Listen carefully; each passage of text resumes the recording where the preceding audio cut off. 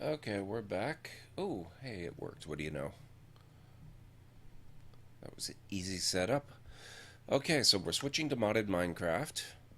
I've got a game that I've had in progress for quite some time. I was working on this last night, in fact, and I've been doing some sort of reskinning of this castle that I've been building. Well, not really building so much. I actually took it over. It was a naturally spawned structure filled with NPCs when I first encountered it, but that has changed now. This has been my home base of operations for quite some time at this point. Now, I did stream this same Minecraft world not too long ago on my other channel, the Gord McLeod channel. And in that, I showed the process by which I got this fabulous wand that I'm using with the star head on it. It's called a builder's wand, and it allows you to make building things much easier and faster. See, it takes blocks from my inventory. I've got a whole bunch of this marble here, these marble bricks, and I can just sort of do with the standard builder's wand. I can put down 9 at a time, which makes large structures a whole lot easier to go through. But I'm not going to work on this castle the entire time. I'm going to show off some of the mods that I've got going in this. This is a very large mod pack. There are a whole lot of them in the game that I'm using. And there we go. So that's that. Now you can see it's kind of the beginning stages of being refaced, and I'm going to leave this here because the name of the castle, I'm going to leave this obsidian unobstructed, just leave it black, because this is of course Castle Blackwall, and this is the black wall of the castle. Now I'll show you, this is one of my favorite mods. It's also one of the ones I hate the most. It's called Project E, and it's a recreation of an older mod called Equivalent Exchange. Oops. It's a bit of a rough landing. That's alright. The idea behind Equivalent Exchange, it's actually kind of a sciencey based mod with a strong magical element. And the foundation of the mod is the idea, well, what have I got? Oh, this one has it. It gives a lot of items in the game. Not every item. A lot of mod items don't have them, but many items in the game have a rating or a value measured in EMC, which is a reference to E equals MC squared, which is Einstein's formula of relativity showing that energy and matter are equivalent and can be converted between. And in theory, they can be converted between on a one-to-one basis, and that's what this mod does. So if you have something like, well, let me skip the night and get myself healed up, and I'll show you. Just need some food. Grab some fried chicken.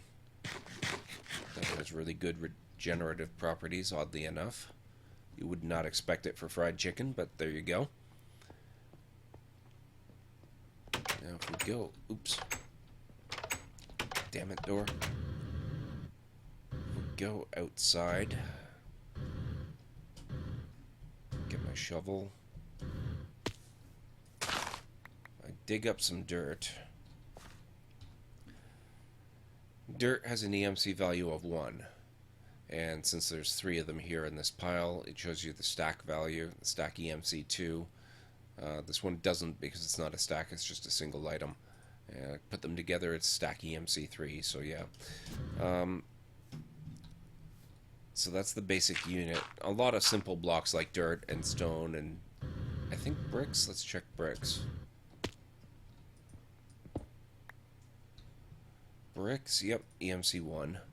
So most of the simple things have low EMC values like that, whereas relatively valuable things like, let's try emerald. That's a block of emerald. That's 147,456. But an individual emerald is 16,384. So if I were to take this and convert it, do I have? Let me see. Uh,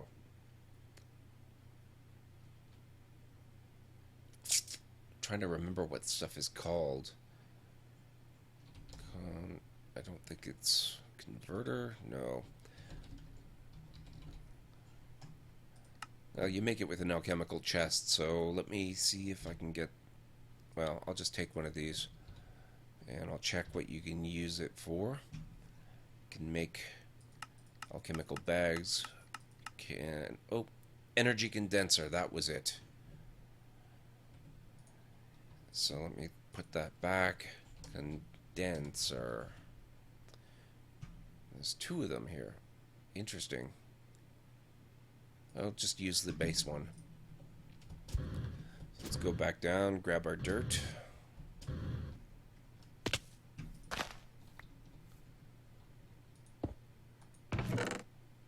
This is going to kind of blow the capacity of the machine, but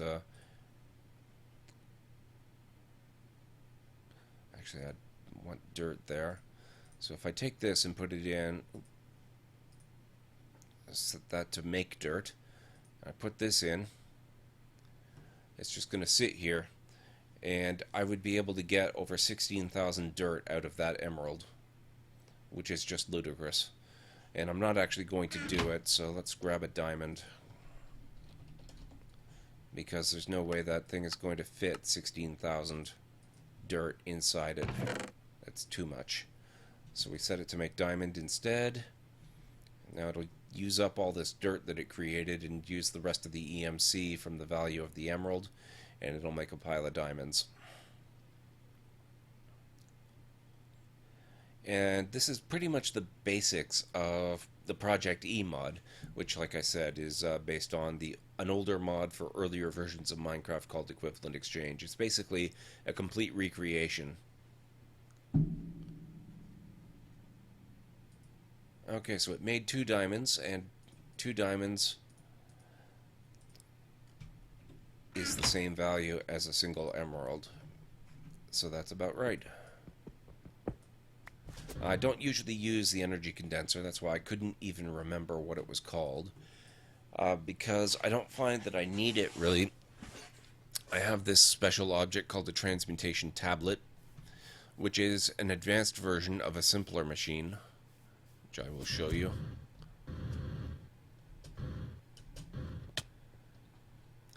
It's this non-portable transmutation table. And let's see, iron tank there. Transmutation. You make the table. You need a philosopher's stone, which is the most resource-intensive part of it. You also need obsidian, which normally means that you need a diamond pick if you're going to harvest obsidian. The only other option is you manufacture it somehow, but that's even more complicated. It's generally easier to get the diamond pick. And uses stone, so you just sort of surround a philosopher's stone with stone and obsidian. And the philosopher's stone you make with redstone, glowstone. Normally this would require a trip to the nether. There are places you can find glowstone in the overworld if you don't want to go to the nether. In fact, I had never been to the nether when I got this. One way to get glowstone is to find generated structures, especially in villages. They will often include glowstone in their building. You can sometimes find wizard or mage's towers in Thaumcraft villages, for example. Thaumcraft being another mod that modifies the way villages spawn. And they will have towers that look similar to churches, but they have a slightly different design to them. And inside you will generally find a single glowstone block. And if you're lucky, when you break that block, you'll get 4 pieces of glowstone, like glowstone dust, which is perfect for making a philosopher's stone. If you're unlucky, you might only get 2 or 3 pieces of glowstone dust. So it pays to search around and find villages. Coffee. The other things you'll need, like I said, redstone. That's pretty easy to get. You dig down around the same level as diamonds, and that's the other thing you need. And then you can make, then you can make your transmutation table. The transmutation tablet allows you to bring it with you wherever you go. It's the same interface for both. If I were to go back down here, this looks exactly the same. The advantage here is this table is stuck where you put it. You have to put it down every time you want to use it, whereas the tablet just sits in your inventory hotbar and you can use it whenever. But this stores all the value of EMC things that you put into it. For example, I can take this hang glider, which has a value of 788. I can stick it in here, and I can retrieve it, or not really retrieve it, I can make a new hang glider from energy. It's kind of like a Star Trek replicator in a way, actually. So I can go hanging glider, and there's a hang glider, and I can take that, and I have a brand new one. And that's how I got my food earlier as well. If I need something to eat, I just type in what I want, and I get fried chicken. Now, normally when you'd play this, because I've had this game going for some time now, I'm at a very advanced point, so I can do a lot of stuff that you wouldn't be able to do. So I might do a new playthrough from scratch at some point on stream, and show you what it's like from the beginning. Because what I've done is, oh, here it is right here. Transmutation brings up also the Tome of Knowledge, which unlocks all transmutation knowledge when learned. And I used one of those books on my transmutation table, and what that did was it unlocked the recipes for every single thing in the game that you can, like, that has an EMC value, basically. And it's an extremely expensive thing to do, because in order to get this book, you have to have the recipe enabled, and I think I've disabled it again because I'm never going to use it, but not in this game anyway. But in order to make it, you need covalence dust. I'll show you that. Covalence. These are 3 basic alchemical dusts that you use to make a lot of the basic stuff in the mod. So you've got low, medium, and high, and they require different ingredients to make. But you need a couple pieces of each type of dust. You need a book, just one of these standard books. And you need 2 Klein Star Omegas. And these are ridiculous. I can only afford 1 at the moment because, like I said, I actually used one of the Tomes of Knowledge, and that requires an ungodly amount of EMC. You have to have 2 of them. 16,777,216 EMC just for the Klein Star Omega. And these are basically portable batteries for EMC that you can use with various items. And they hold EMC as well. And you can see I just had 9,767,519 EMC. Barely scratches the surface. It's not even close to full. It's like maybe 5 or 10% at best. And you have to have 2 of these things, and they have to be fully charged. I don't even remember how much they hold when fully charged, but it's an awful lot. So, yeah, it took a long time to get that much EMC. There are ways in the mod to make it a lot easier, but I don't use them, and I'll explain why in just a moment. I will actually break my rule and use it for the sake of the stream, just for a few moments. But let me see if those are red matter furnaces. I don't need that. Do I need... Let's take a look. I'm using the NEI mod, which stands for Not Enough Items. It helps you manage the items in the game. This is Project E, so if we type this out, it shows all the items from that mod. So this is what I want. Energy Collector. So if I put this in here, I get my energy collectors. These are the Mark IIIs. I'm going to take a pile of these. That'll be 4.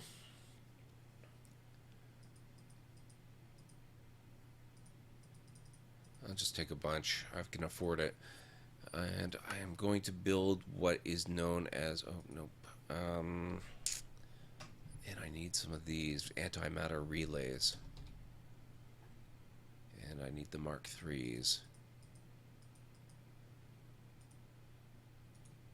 And actually, I might need more of these collectors as well.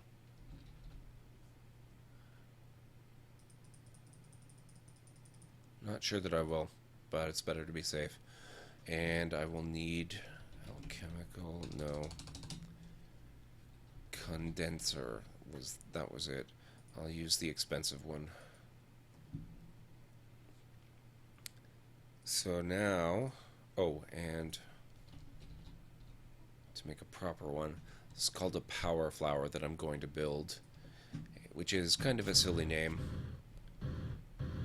but you'll see why it's called that. Oh, we've got a ton of mobs. So I'm going to skip the night, and then I'll just go out and I'll slaughter them all.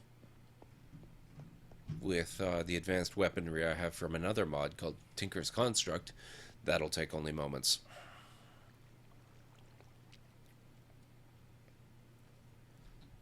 Ooh, my jetpack is running desperately low of fuel.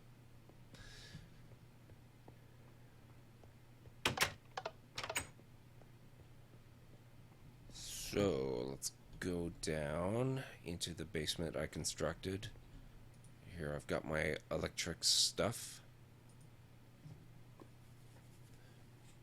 All this stuff here is from a mod you can see down at the bottom there. It's called Ender.io. I'm not entirely sure why it's called Ender.io, but it's called Ender.io for Ender Input Output, and it deals a lot with Ender materials and electricity and stuff. So here we go. Kill you with my fancy crossbow. It looks like most of the rest of them are gone already, which is convenient. Damn it, missed. Oop, there's a zombie. Died. Creeper, dead. Oop. Gotcha. And you too. And you.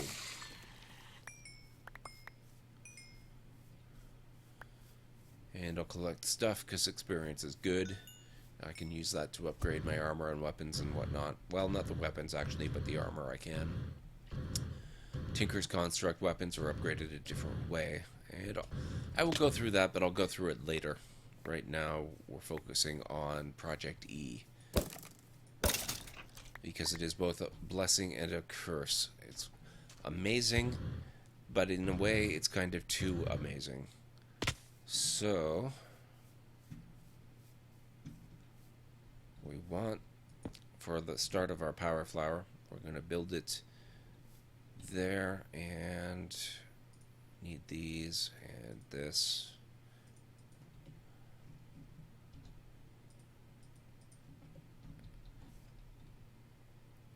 Okay, energy collector, then a relay. Come on.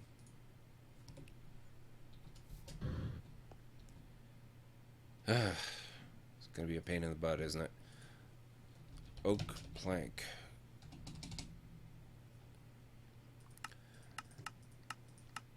In some ways, I actually really regret that I used the Tome of Knowledge. It was a lot easier to find things before I had everything. Now that I've got everything, it's hard to sort through it all. So now we need the relay and the chest. And that's the center of it, so this is going to be a big power flower.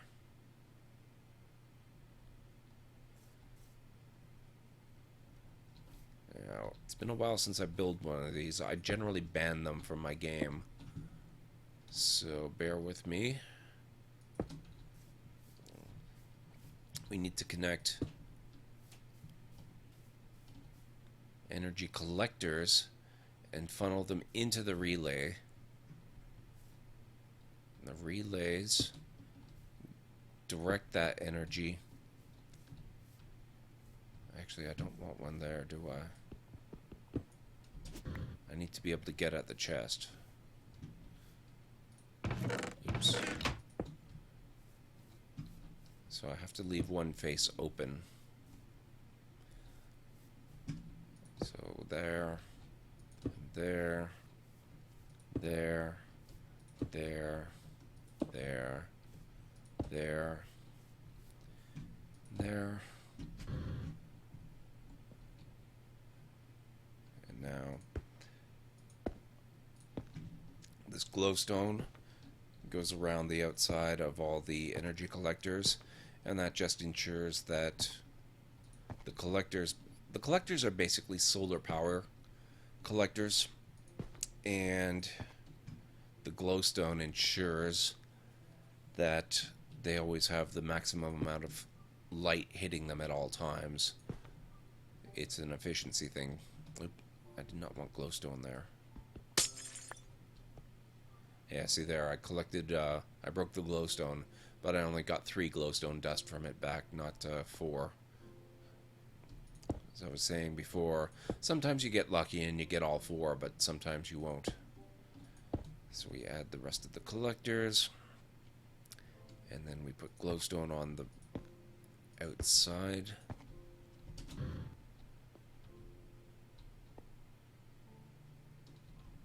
Is this... I'm going to need more there too. Here and here. Oops. So we just basically make a big ball. And once it's finished,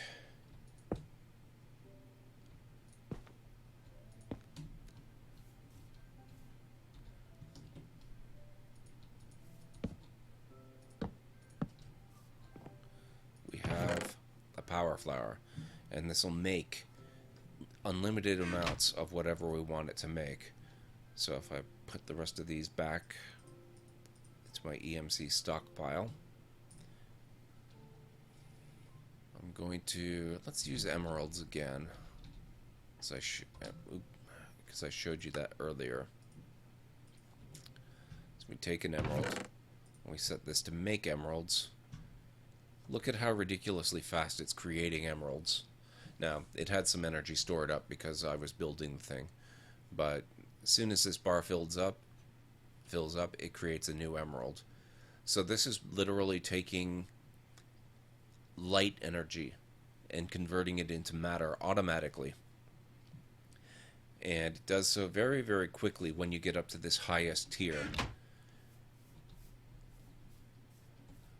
Oh, I'm not even done. I was too quick with the glowstone.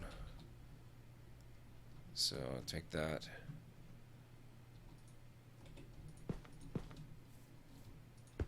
So this will speed it up a little bit even further.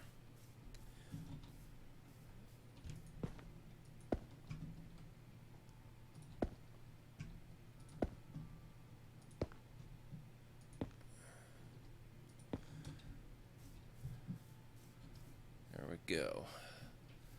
That is a completed power flower. See, this is a reason the mod is a little bit controversial, because you can make unlimited resources ridiculously quickly and easily with pretty much...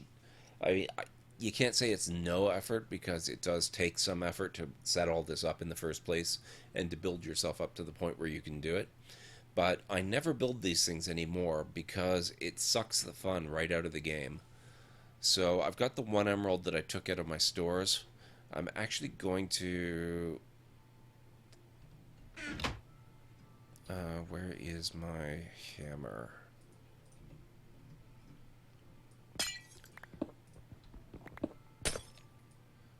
Destroy the power flower.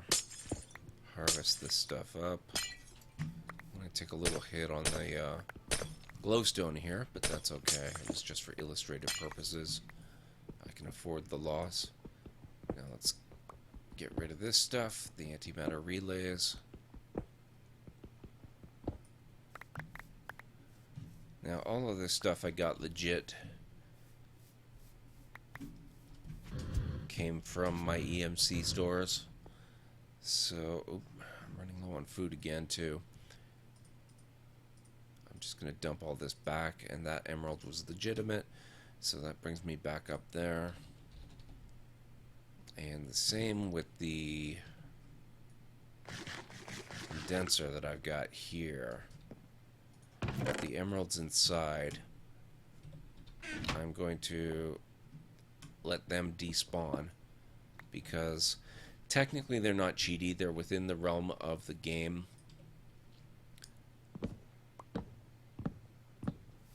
As far as the rules of the game go, I got them fair and square, but I don't like how I got them. I don't use power flowers. I find that it sucks the fun out of the game because it makes it too quick and too easy to get everything. So all the AMC that I put into my system, I get by actually harvesting matter instead of harvesting energy. So those are going in the lava and being destroyed.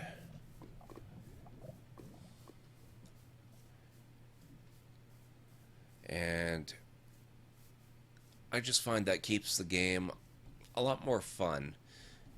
Otherwise, you can bring the game to ridiculous heights and never have to work for anything. And I don't really find it fun anymore at that point. I don't know why you even bother playing. So, no power flower for me, and no emeralds created by the power flower. And now it looks like we've got night falling. So, I managed to get a few experience. Oh, that's right, because I killed a few monsters. So I'm going to put this stuff away. And I actually could use some more XP. So I think... my nice crossbow bolts. I seriously lucked out with those. I think in a few minutes, once we get past the night, maybe we'll go into a bit of Tinker's Construct. Is it Tinker's Construct? Yeah, it is Tinker's Construct. We'll take a look at that mod next. So that's the basics of Project E. I'll do something a little more in-depth when I start a new game, and I'll take you through it from the beginning. Maybe even go through it with somebody who has not played with it before. That might be a fun way to do mod stuff, actually. Sort of instructional stuff with people who've never played it before and would like to learn a bit about how it all works. Have to set up a server for that, but that shouldn't be too much of a problem, I don't think. Oh, oop. That guy there, he's a bit of a menace. He's a skeleton hunter, I think. Ugh. He has advanced weapons, almost as good as mine. He can actually kill me pretty easily, which is a little disturbing. Yeah, skeleton. Ooh, whoa! He's just about to kill me. Jesus.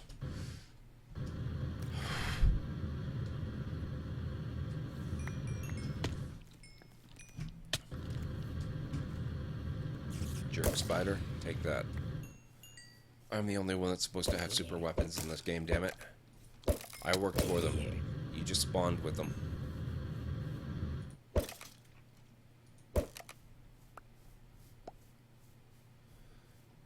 So let's try not to get blown up while I collect all this XP. And I think I'll retreat to the top of the tree, and I don't need hover mode, but I do need more food. So let's see, I think pizza. And let's toss this stuff into the EMC fire while we're at it. There we go.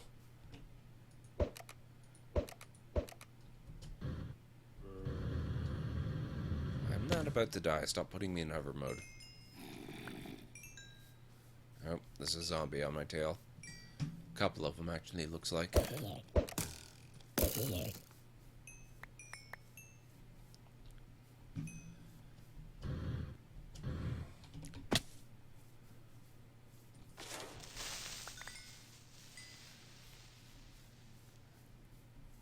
So once the night is through, and I'm done hunting things to extinction, I'll show you what these weapons I'm using are, and how I made them, and why they're so incredibly awesome.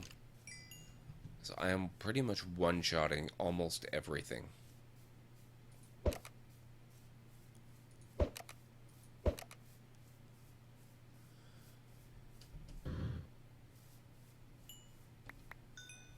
And I can show you a bit about how we make them because, well, I can actually make a whole new set of stuff, and I can show you how...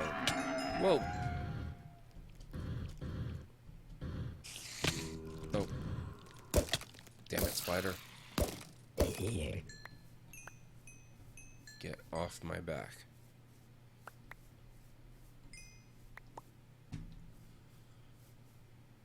Now, what are you? You're a skeleton just wearing armor. Perfectly normal, not a skeleton hunter or anything. Alright.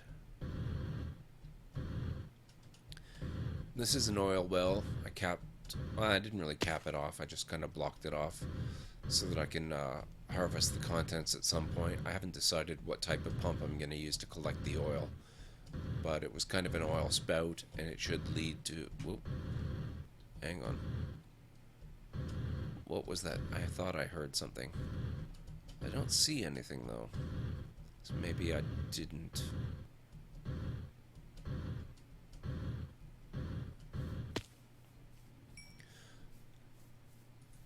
Okay.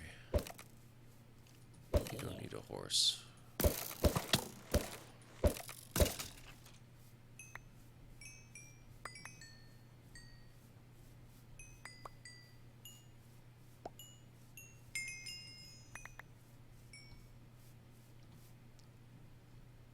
Alright.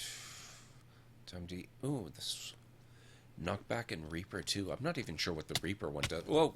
Whoa! Hang on. What the hell was that?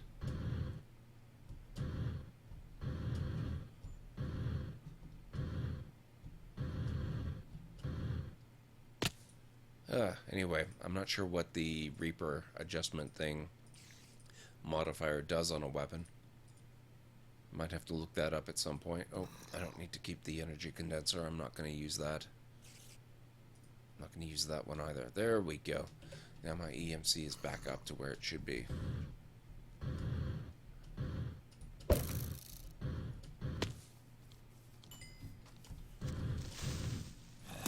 Bad creeper. Oh, it's a mini zombie. I hate you guys.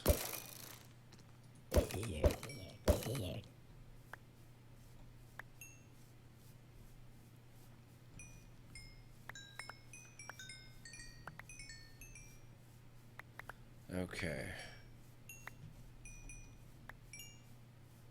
Let's take out that spider. And that skeleton. I think he was a skeleton. Oh, look at this.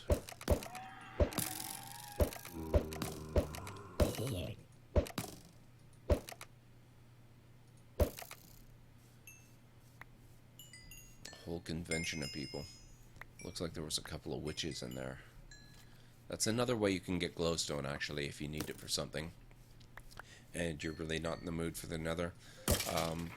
It's very dangerous work, and it can take a long time because there's no guarantee they will drop it. But witches are part of the witchery mod. And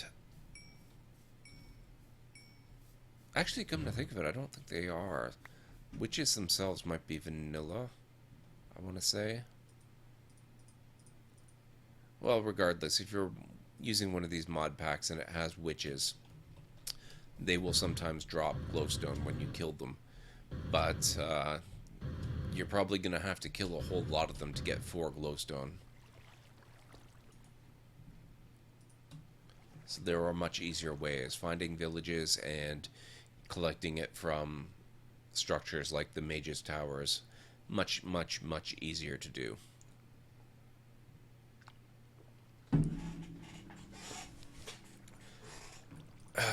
Okay. How are we doing here? Oh, another fun mod. This is actually a flying ship, an airship. So I can take that up and show you, but I don't use it very much anymore now that I have armor, like an armored jetpack, which allows me to fly much more easily. Now the advantage is that this airship does not actually require fuel, so I probably should use it more than I do, but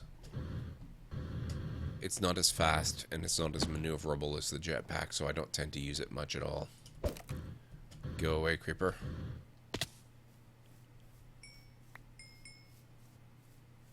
And you, zombie, I'm going to put you to the sword, I think. Ooh. You're very heavily armored.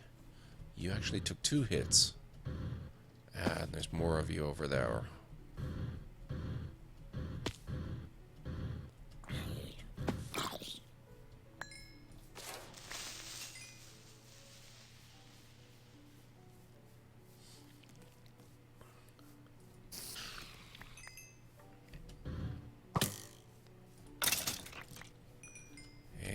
One more over this way.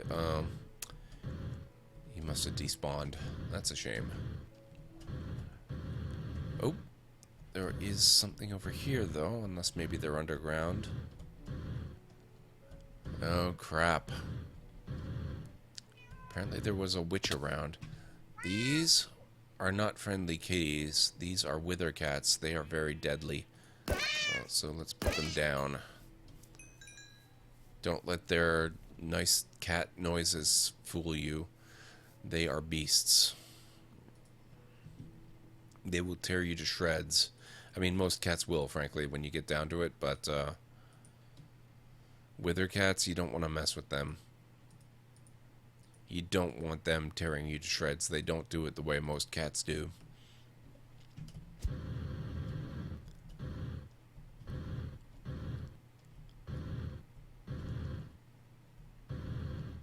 So what have we got over here? I thought I saw it. No, guess not. Alright, looks like night is officially finished. Looks like I'm low on health again already. So what am I gonna have? I'll have a burger, I think. Bacon mushroom burger, sounds good.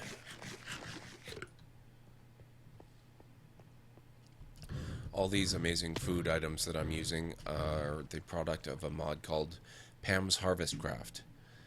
And those are also responsible for some of the other stuff that I haven't really talked about, but I can show you.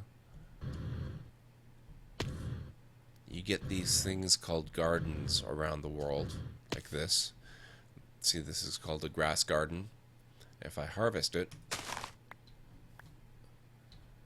it gives me stuff like this one gave me corn, this one gave me rye, this one gave me bamboo. So I've got these things, and then you can add them. Project E doesn't actually have EMC values for this mod, unfortunately, so I had to add them myself.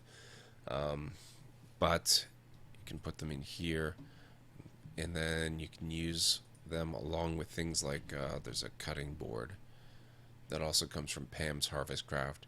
You can use them to make all kinds of different food, and it makes the food aspect of Minecraft much more satisfying, because really default Minecraft doesn't offer a whole lot in the way of edible stuff. You've got what? Carrots, potatoes, bread, apples, steak, pork, chicken, fish. Really, really basic things, and hardly any of it. Nothing particularly interesting, nothing really craftable, nothing really appetizing. Just very, very, like, the barest basics ever. And Pam's mod is incredible and does a great job of expanding on that greatly. So that's another one I'll have to look at sometime in the future. But for now, I think we wanted to look at Tinker's construct. So I think what the easiest way to do that is to just put my stuff away. This is an alchemical bag. It's another part of Project E. And the alchemical bag, if you put a repair talisman in it, which I'll show you later as well, it's another thing you can make. It's kind of a magical aspect of the thing.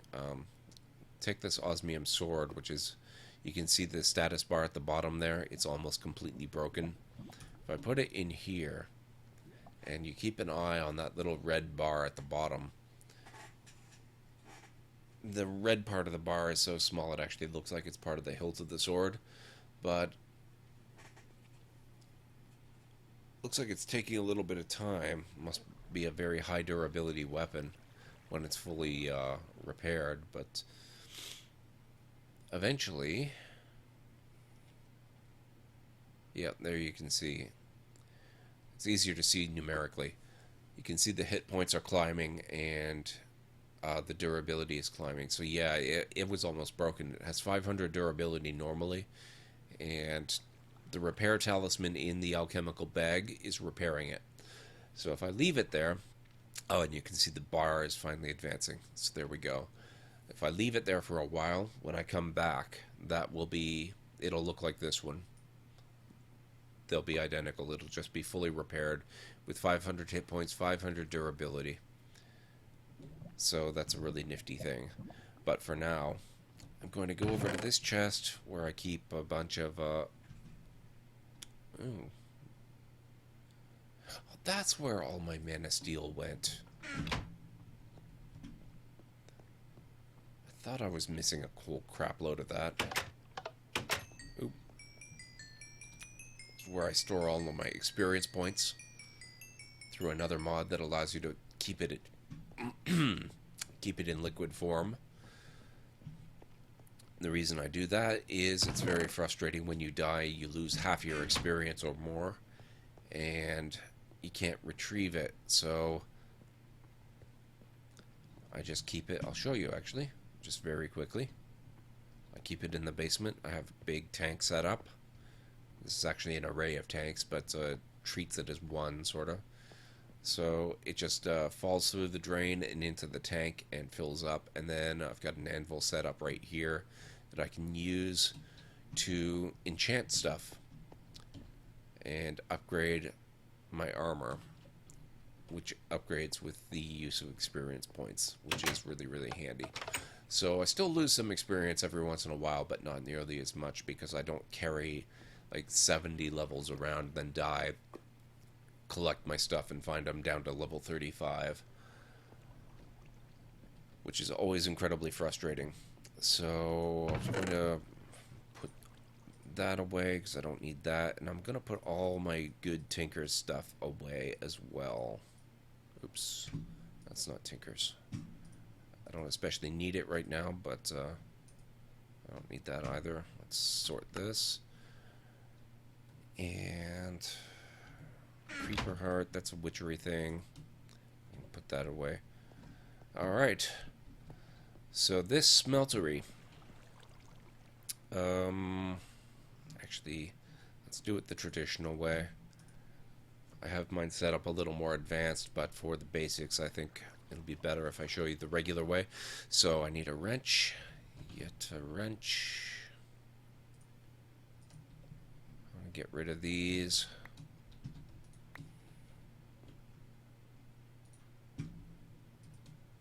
And yeah, get rid of those.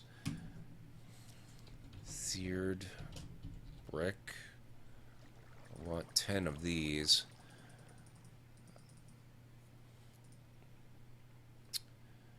Actually, you know, I should be going back even further. So, to make this stuff, this is what smeltery is made out of, basically, is seared bricks. So we want clay. I'd rather have clay balls, I think.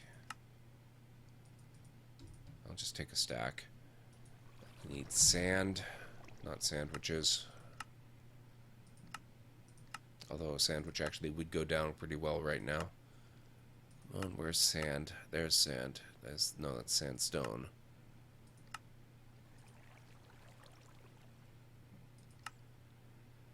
God, I really do kind of wish that I had not gone to all the trouble of making that Tome of Knowledge. It's so hard to find anything now. I need clay, I need sand, and I need gravel. Gravel at least is easy. So you take these, let's go to, let's take another step back actually. Crafting table. Such variety. So, put that down. Put these together, and it makes grout. And now I've got 2 stacks of grout.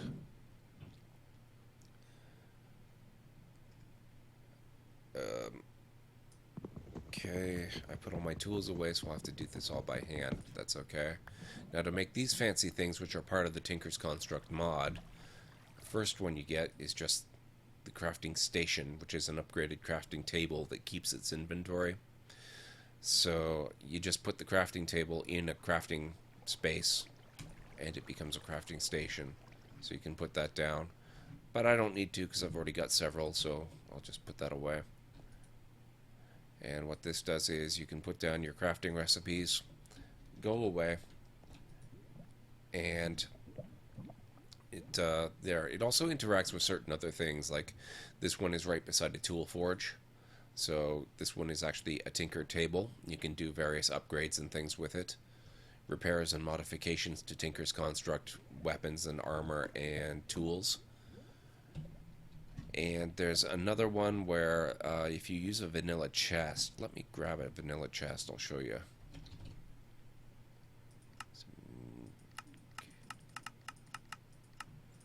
Where's, was it here?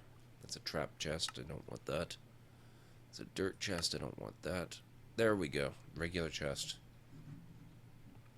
If I put that beside a crafting station, you get the inventory of the chest right next to it. So if I put stuff in here, it's available for use on the crafting station, which is really handy. So that's very cool. But I don't really need that. I just thought it'd be good to show you. I actually will need the chest in inventory form. The next thing that you need to get started with this is, let's go with this is the basics of how you make stuff in Tinker's Construct. You need these things called templates, patterns, is I think, yeah, blank pattern. So to make those, instead of just spawning them in from EMC, we need sticks, regular, there we go, a stack of sticks, and oak.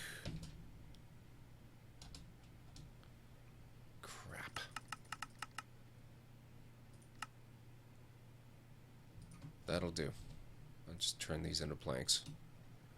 And then I'll put a bunch of them back. And then I've got a stack.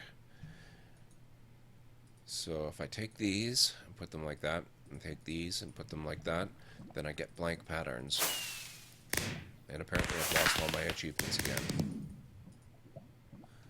And that should be way more than I'm going to need.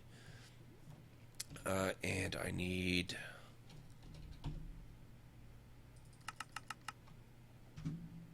great wood log? No, I need oak wood. I just need one. Now to make the rest of the tools that you need, like your basic tool station and your part builder and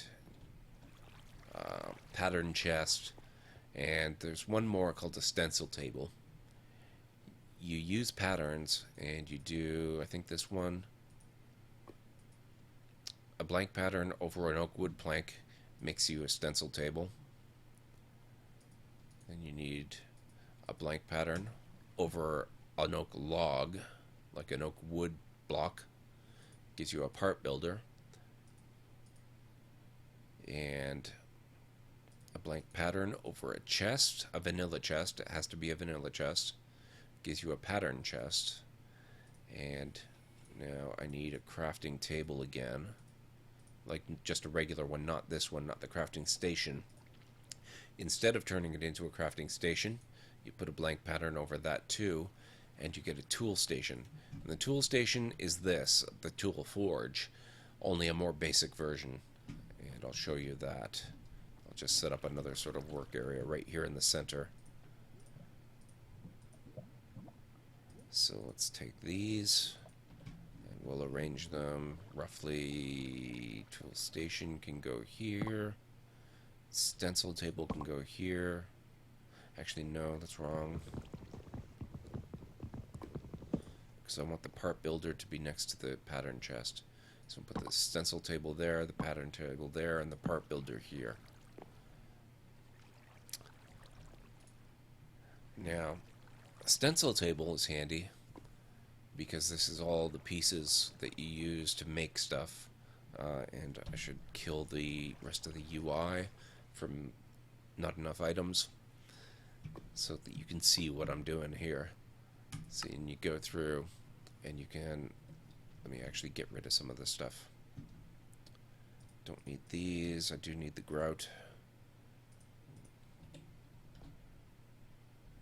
Stencil table here. So I just make one of each of these. I won't make them all for now because this is just an illustration, but we'll start with a pickaxe. So this is one of the first tools you're going to want to make. So I take all those pieces and then I store them in the pattern chest. And then you can use these. Works similar to what I just showed you with the crafting station and the chest. The pattern chest shows up, the contents of the pattern chest show up in the part builder. So let's get some more oak.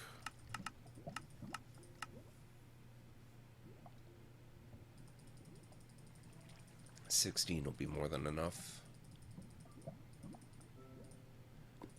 And I'll turn those into planks. So that's a stack. I'm also going to need some flint because you can't make everything out of wood. What on earth is this? Wow. I don't even know. Is that some kind of gun? Looks like a gun. Also looks like I haven't updated the texture pack for it, but that's okay. So you put the material here and the pattern here, and this gives you a wooden tool rod and a stick. Now, to make a wooden tool rod, you can use a stick as a material as well, as long as it's wooden. So I've made a couple of those, and I think, yeah, you can use the tool rods as material as well.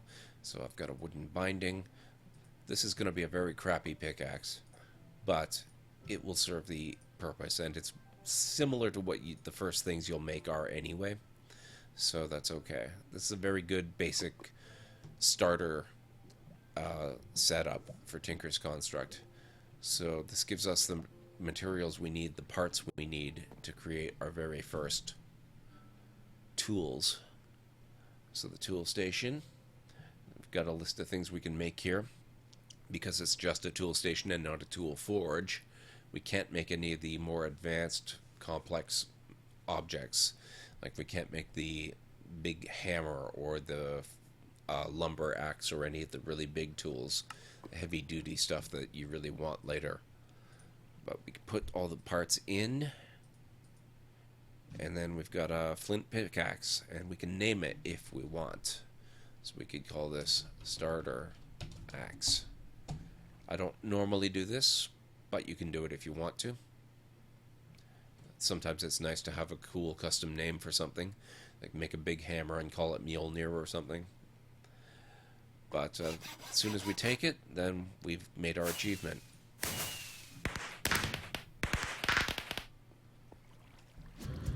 And just I'll show you some of the limitations.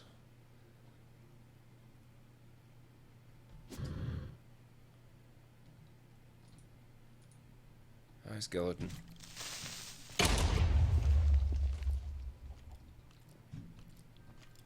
Yep. Go away. Alright. So the problem with this flint pickaxe is that you're really limited in what you can harvest with it. Like you see here, I can't even harvest basic coal ore because it's not a high enough mining level, and I can't harvest copper either. I can do stone though.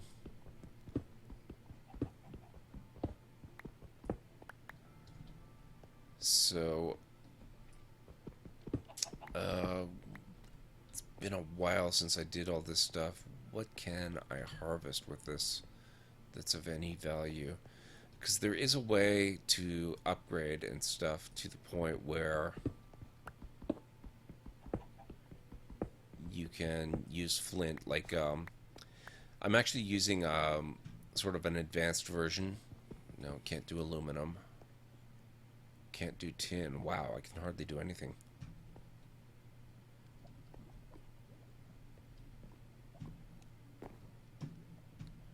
Can't do peridot.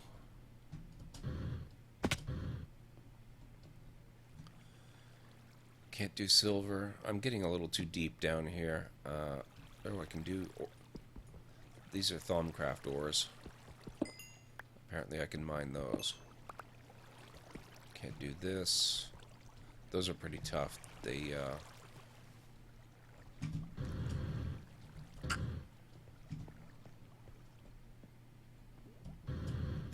are mining level obsidian, which means you basically need diamond or equivalent in order to get them. Okay.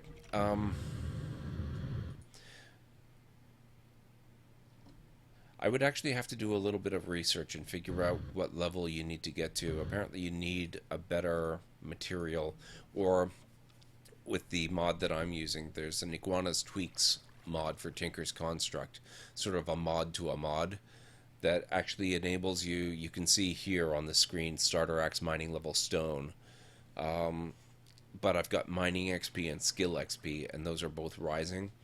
When you get them to 100%, you get automatic upgrades. Like you get better at using the thing, and the tool gets better. Like it gets additional mining levels or various other upgrades and enhancements that make it more effective. That's another way that you can get it to be better, but for now, I was going to show you some stuff with the smeltery. So that's the basic of using that.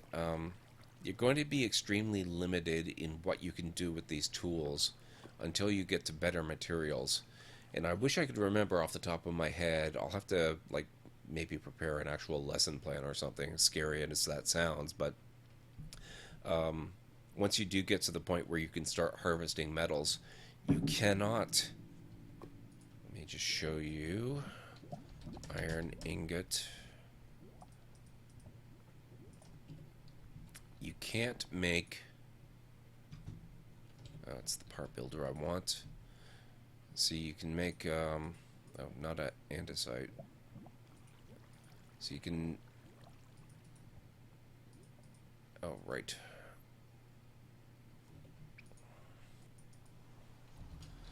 Stone. Where's regular cobble?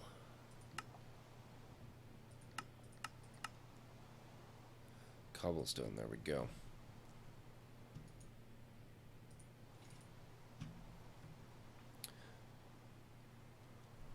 So you can make it out of various materials, but with it, you can't make metal tools like this. It's a very different system for making them. For metal, you have to use the smeltery, which is what I started out trying to show you in the first place. So I'll just put this crap away. I'll keep the iron. I don't need this. I don't need that. So, to make a smeltery, that was what I was going to show you. Actually, I'll show you with regular furnace. Vanilla furnace. Here we go.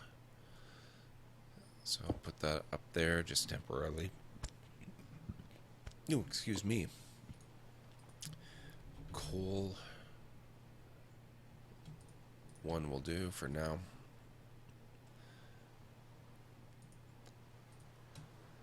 You take this grout that we made and you run that through the furnace, and that gives you your seared bricks. So let me just, now that I've shown you that, seared brick, just take a stack of these and accelerate the process a bit. So you take the seared bricks and you can make all your basics. So the furnace is made of either seared bricks like this, the big block form, or variations, and I'll show you some of the variations. Mine is made mostly out of glass, but not regular glass. It is seared glass. And you make that by combining the seared bricks that I just made with, there we go. Let's move these around a little bit. And where did I put the glass? Here it is. And that makes seared glass.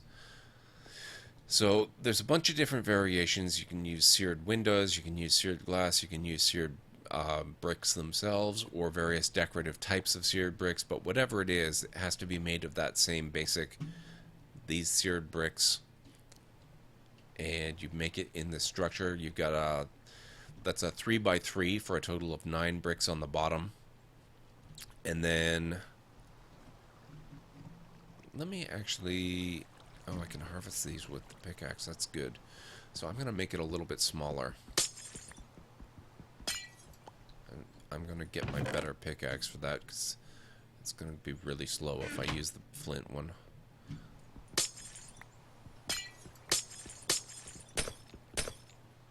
So let me just tear apart my smeltery here. At this point in the game, I don't need to use it for very much anyway. And I'll show you how it gets built up. So, just tear this apart.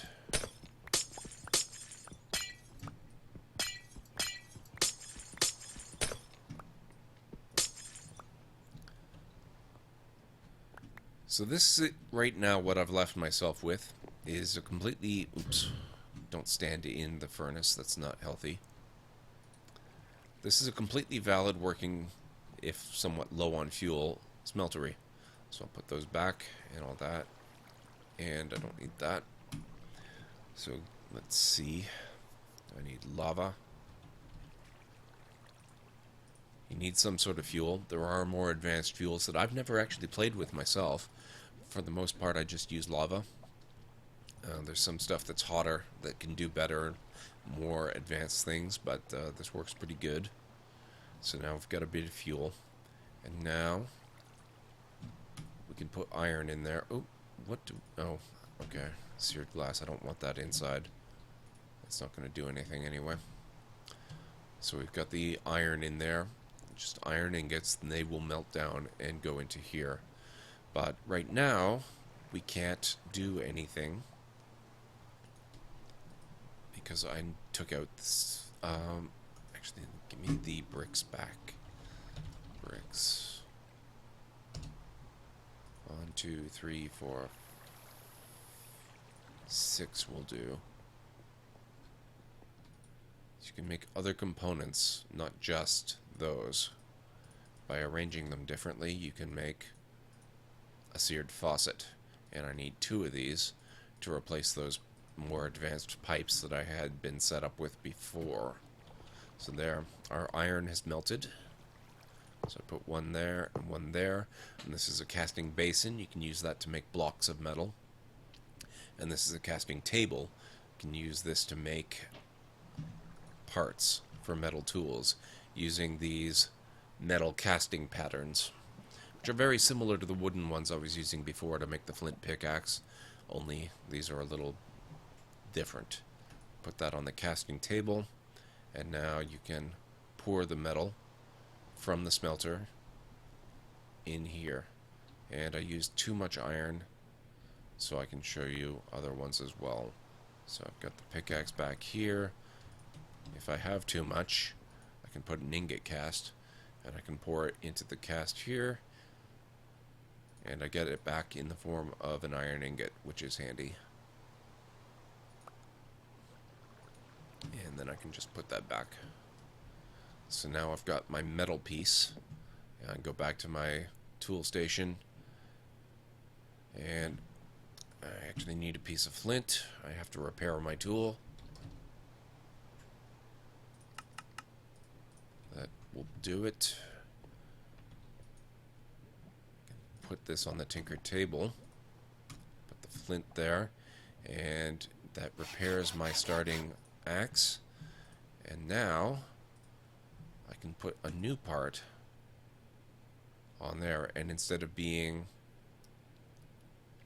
a starter axe with a flint head, mining level stone, I will end up with the starter axe with an iron head, mining level of iron, and it gets the reinforced 1 property. And reinforced is a good one to have because it means at reinforced level 1 there's a 10% chance every time I use it the axe will not lose any durability whatsoever, so it makes it last longer. Now we can go back to our mine.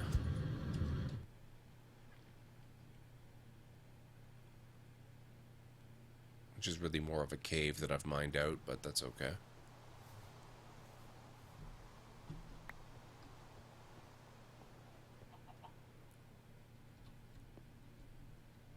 And now I can mine copper. I can mine coal. I can mine... oh, actually, no, I still can't mine tin. Iron still isn't all that great. Now, I'm using another mod here called Vein Miner, which means if I hold shift, you can see I'm sort of crouching as I do this. It mines out the whole vein instead of just the one piece. You can see these 2 tin are the same. So if I vein mine it... oh, except it's tin, I can't. Let's try, is all this coal ore? Sometimes you get dense coal ore, or dense various other ores, and they're different, so they don't vein mine the same way, but this all looks the same, so there. That works, and I get all of it that's connected and adjacent to one another.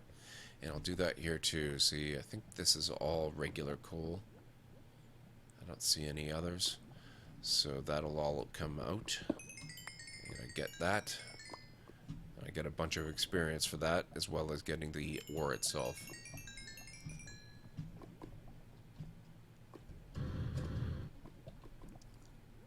Can I do... yes, I can do zinc.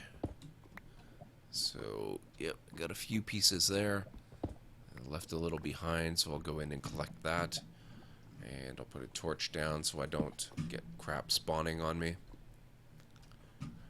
Inside. And I can do zinc as well. And peridot. So you want to get up to metal as quickly as you can. I just don't remember offhand how you actually do that. I know there is a way. There's actually several ways, like I said. But it's worth kind of rushing up the ladder to get to metals as quickly as you can, because then you can see I've already pretty much, like, the iron pickaxe is down to just about nothing. It's already almost broken, which is kind of a pain, but we've gotten a fair bit of experience. Actually, I should go back instead of rushing out here, so I can show you what happens with Tinker's Construct. And you have to have Tinker's Construct and the Iguana's Tweaks mod, which is what enables a lot of this to work the way it does. I find it a lot more fun this way, leveling up your tools. Basic Tinker's Construct, you just make it the way you want it, which takes away a lot of the random factor, and I actually like the random factor. So there we go. You begin to feel comfortable handling the starter axe. Perhaps holding onto it will bring you luck, plus 100 luck. You notice room for improvement, plus 1 modifier, and I missed some of that. Suddenly a flash of light shines from the tip of your starter axe, plus 1 mining level. So that's awesome. That means that I can mine more advanced stuff. I should be able to mine the tin now that I couldn't get before. Here's some. Yes, it is now harvestable. So, same axe, just leveled up, and now all of a sudden it has much greater capability. And the luck is a really good thing because that gives you Fortune 1, which means you get more stuff when you mine with it. So that's really cool. This one here that I've got, the Signalum, what is it? Signalum has Fortune 3, and that is just ridiculous. I get so much stuff when I mine with it. It's crazy. It's gotten to the point where my primary method of harvesting this EMC stuff for use in my transmutation tablet, I go around to extreme hills biomes, and see, I just got 18 from that one block. That's nuts. That's because of the fortune enhancement. But I go around and I mine emeralds because emeralds are so valuable on the EMC scale. And I just get a ton. And I don't even know what all this stuff is for. When did I mine something here? Oh, this stuff is also really good for EMC. Lapis lazuli. So let's try mining that out. So almost a full stack of the stuff just from the one. So it's really, really worth it to get your tools leveled up if you're going to use these mods. The Iguanas one is not enabled by default most of the time when you install the mod pack. I install it after I got used to it from... Do we have a monster coming? Yep, we do.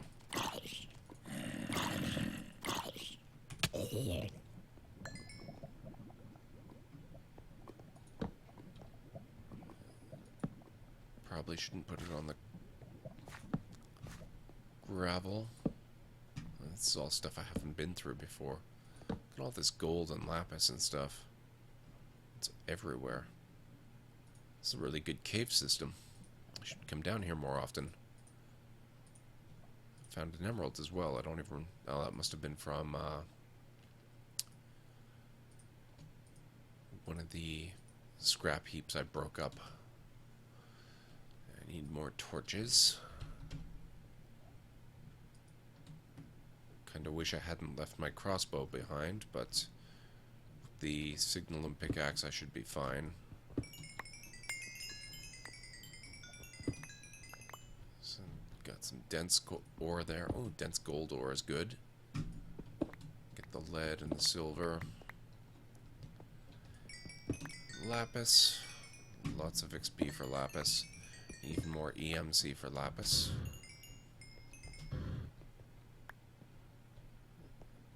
Literal treasure mine down here. Grab this up.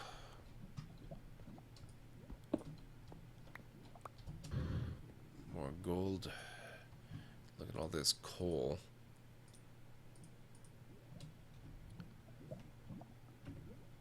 Where did I put... all my stuff is screwed up now.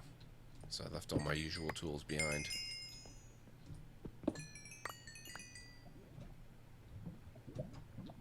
Oh man, all this yummy, yummy ore. I don't even need most of it.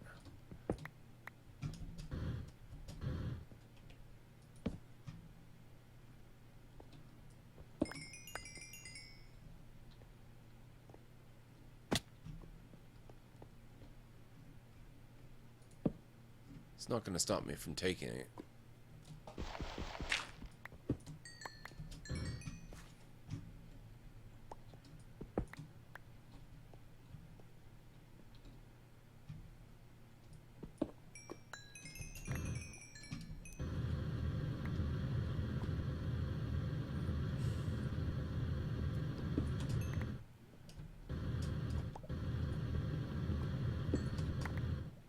Quartz ores are good.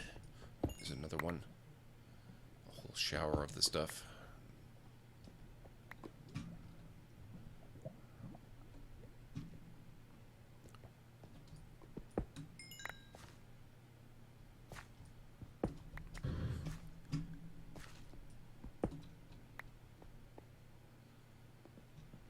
I tend to prefer the lapis over stuff like gold, because lapis you can just dump right in, you don't have to process it at all. Gold you still have to smelt. Or, the way I do it, I will show you in a bit. You can grind it up and then smelt it, which doubles it for you. You can also do the same thing in the smeltery, which is actually the purpose of the smeltery, but the smeltery is slower,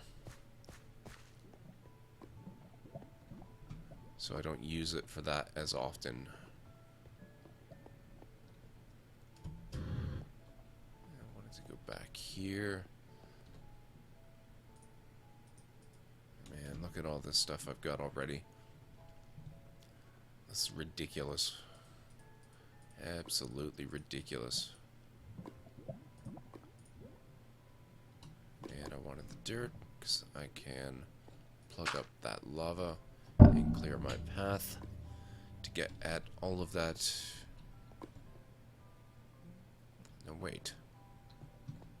I thought this is where all that lapis was. Maybe not. There's a little bit here, though. I will take it.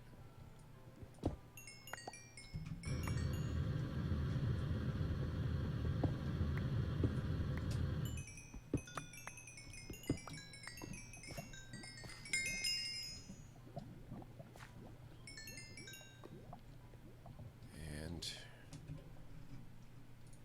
man, so much lapis and coal. To plug this up as well. So now I need food. Let's go for some more chicken. It's a good thing my character's a miner. If he weren't, he would be so fat by now.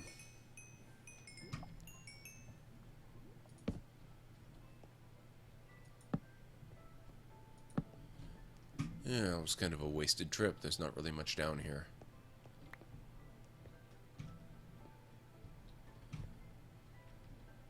Well, maybe I didn't find the lapis I was looking for because I'd already mined it out from another angle. That happens. That's alright.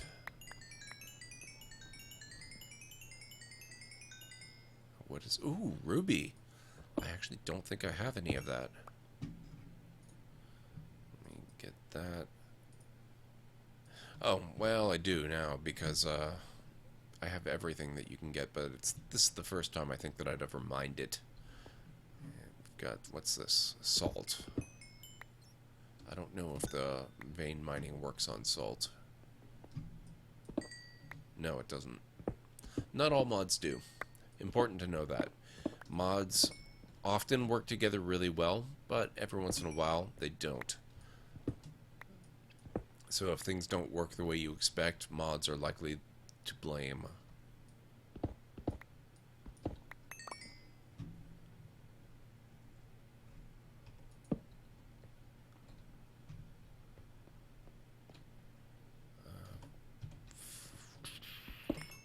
Let's grab up that and that. I like all this stuff that gives you experience.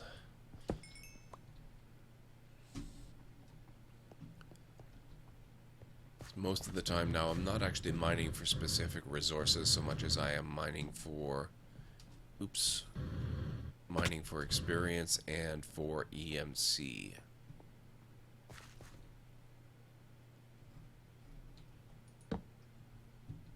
Just stuff that I can stick in the transmutation tablet and make other stuff out of that I actually need. Because I don't need lapis at all. Hardly use it for anything, but it's worth a ton of EMC, which makes it really useful, because even if I don't need a ton of lapis, I can use all that EMC to make stuff like iron, or signalum, or diamonds, or whatever else I happen to need that I do find useful. Ah, here we go.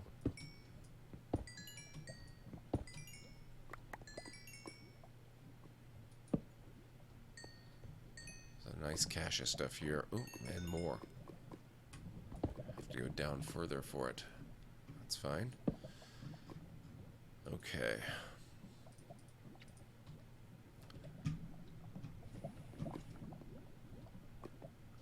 Ooh, what's up this way?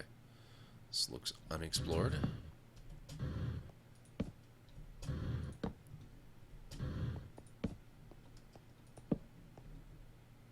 That's basalt, not empty space in the dark. So probably nothing terribly useful. Zinc over here.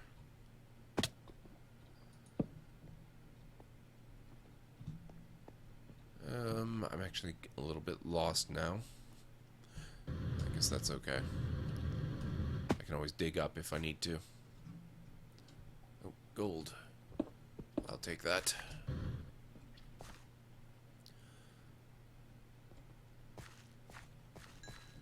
Little unclaimed experience. That's where I was digging the salt up.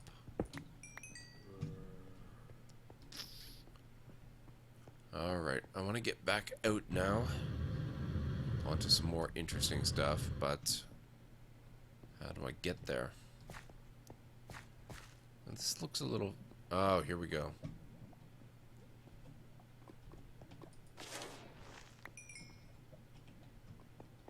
Back into...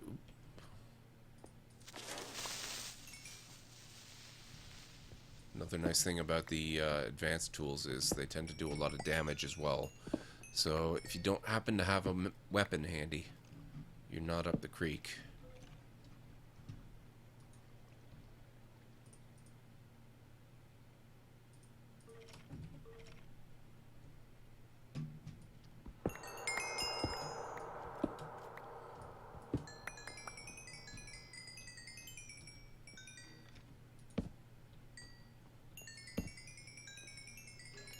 And so much experience.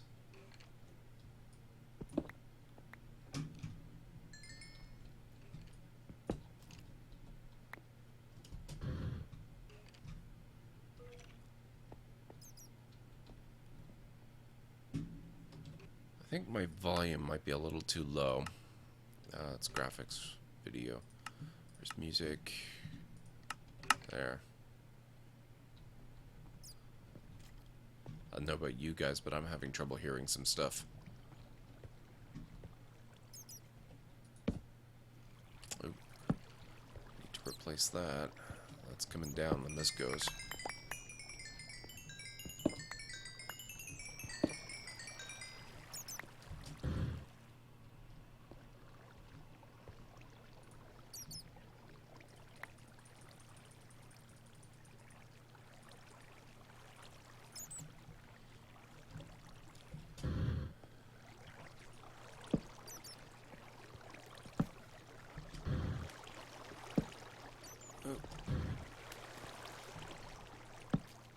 Light that up and grab this.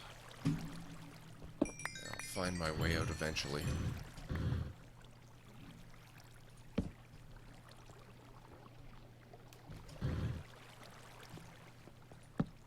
Oop, dead end. Okay. I was hoping this might lead around to where I want to go, but I guess not.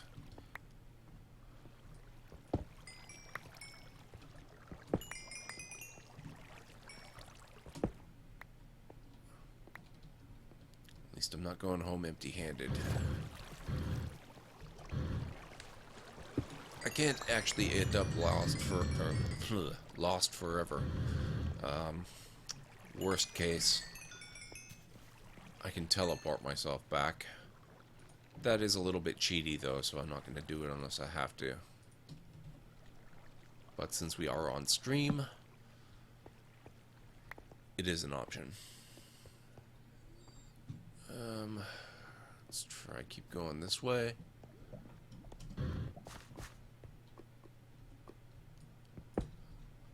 Grab up the gold. Some of these mushrooms and things do look kind of familiar, so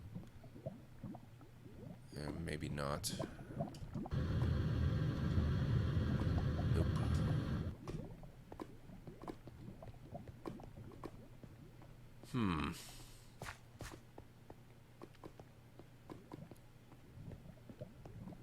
Now this is where I just came from, isn't it? Yeah. Well, crap. How do I get out of this place? Is it back this way? Oops. Did not want to do that. Put that there. Need to go down here. Make sure I grabbed all that. Yellorium is another very good mining target for EMC. It's about as good as gold. Maybe better than gold, actually. Okay, so I recognize this area. Oh, shoot. Oh, crap. Not the blood moon again. Okay, that actually tears it. I am gonna just teleport.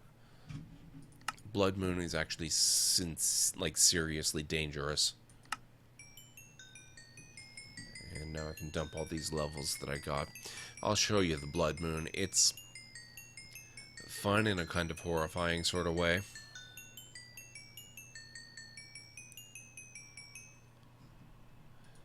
Let's get rid of everything I don't need. Go and dump the ores.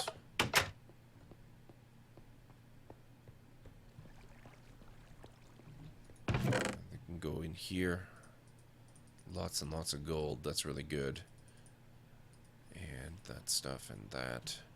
And now I'm taking all my stuff back because the blood moon is serious bad news. I can go there. I can go there. Won't need the shovel. I need this. What else do I need? That's probably about it. Everything takes on a red tint during the blood moon. You can see why. But you end up with half a gazillion mobs. Look at this. It's just mobs everywhere. If we were down in the cave, I'd be so toast. Oh, shoot. When you're using a crossbow, it's a good idea to make sure you actually have bolts. Kinda necessary. Where did I put those? Here they are.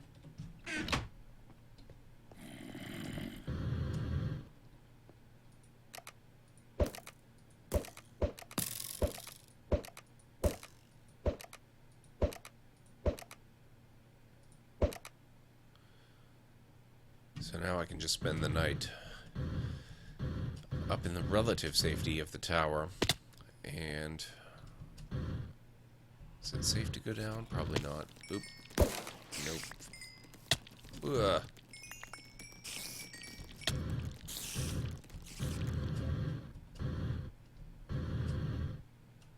Oh, that answer. Whoops. That answers that. Oh, crap.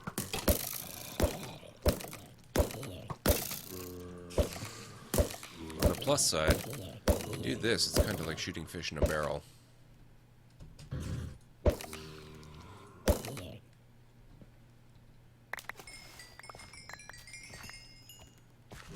It's also really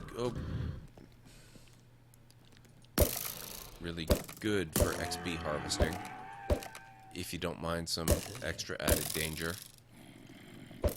One of the problems is you get so many mobs. Some of them can be, whoa, sincerely dangerous. Like regular skeleton archers are bad enough, but you get some of those skeleton hunters. Whoa, like that. Holy crap. See, I'm half dead already. Yeah, that's a hunter there.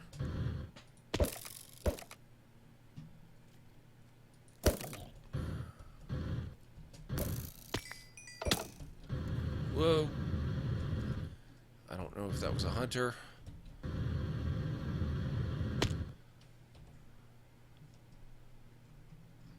Whatever it was not good news.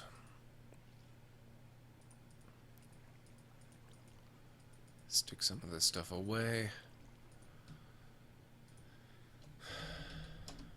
Let's do something different. Ginger chicken sounds good. I need to regenerate some health. So I haven't even gone down there among them, really.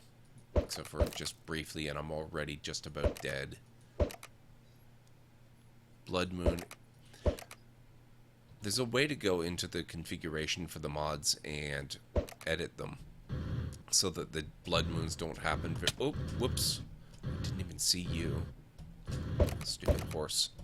Slime horse or zombie horse or whatever you are.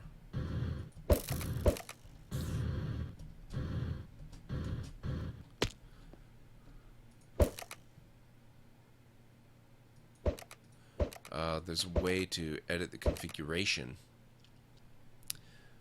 to make the blood moons happen less often. There's another hunter there. I hate the hunters so much. Did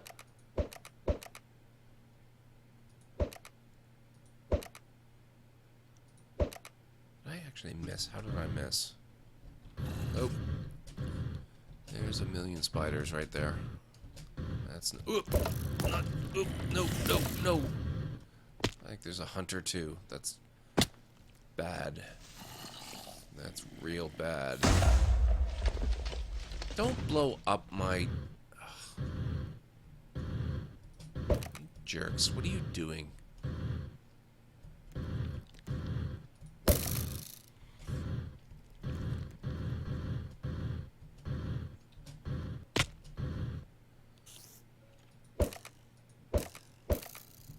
I just can't keep up with them, even with this ridiculous crossbow.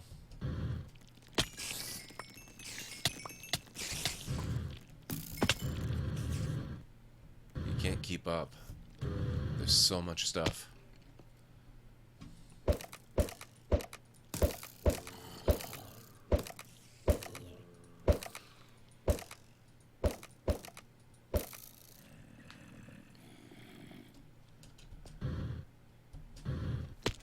Whoa! I don't know what kind of creeper that was. That looked weird. The two types that I'm familiar with have different textures. Jeez. Is the night over? Seems like the night should be over by now.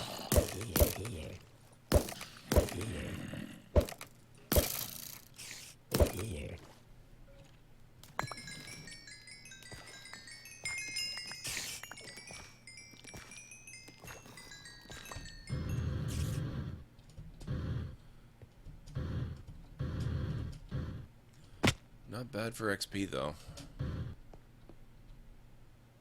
What are you? There, gotcha.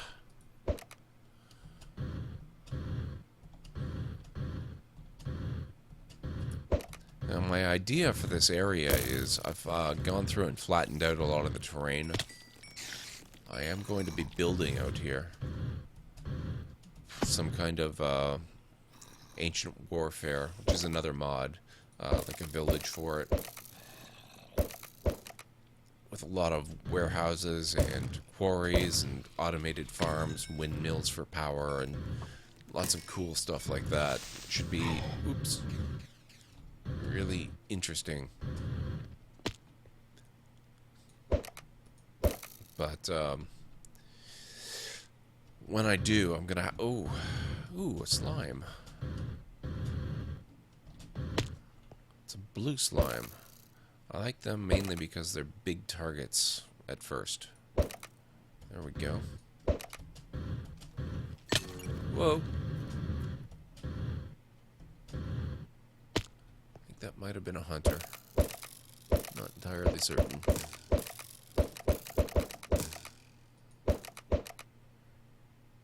Ah, okay. Night is almost done. So I can mop up the rest of these creatures once it's no longer dark. And then I'll have an XP bonanza to collect.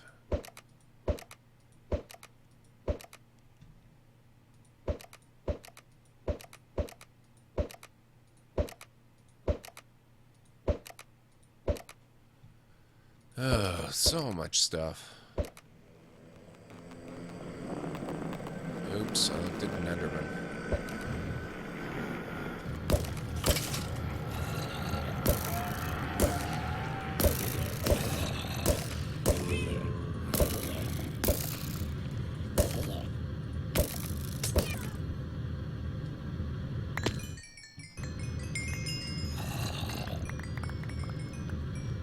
Oh.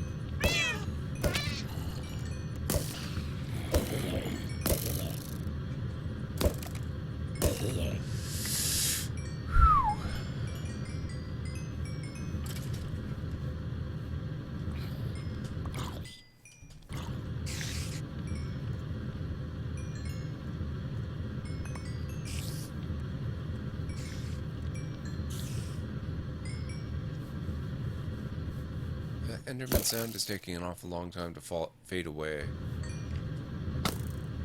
Yeah, go away, skeleton. You're just normal.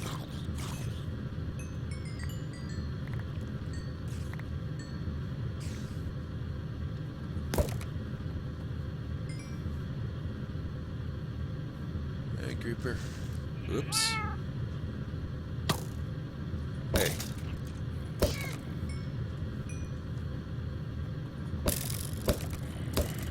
Stop that. There we go.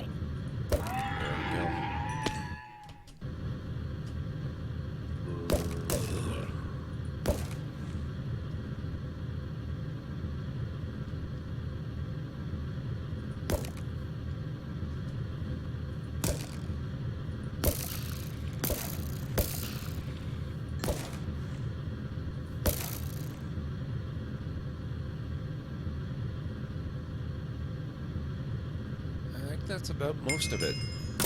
So that's the Blood Moon. Ah, okay, weird. As soon as I landed, the Enderman sound finished. It's almost like I was kind of keeping it going by staying in the air. I don't know why that would happen. You can die. Oop, you too.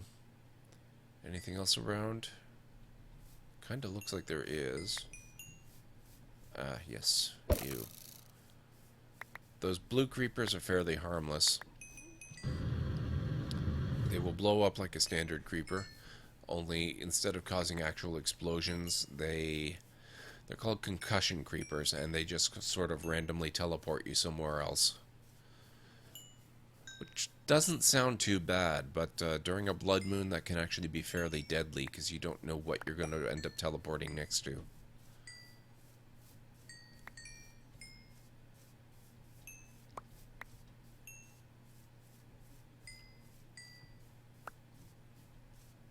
Normally it does no damage. But if you teleport next to a regular creeper or a skeleton hunter, that's real bad news. Alright. Look at all this crap.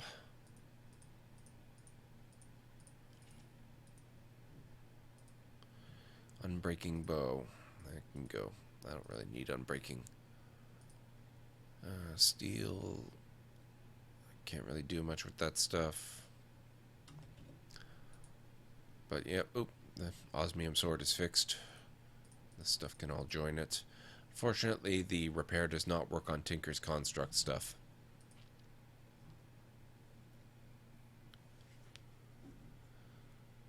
And it's after 3:30 now. I'm actually kind of overdue for a break, so I'm going to do that in a few minutes. Maybe take 5-10 minutes, get up, do some stretching, get some water, a little bit of food, maybe make some more coffee, and then So I've shown you the basics of Tinker's Construct. I've shown you the basics of Project E or equivalent. Bleh. I really need more coffee, I think. Equivalent Exchange, and I'll go through another mod in a moment.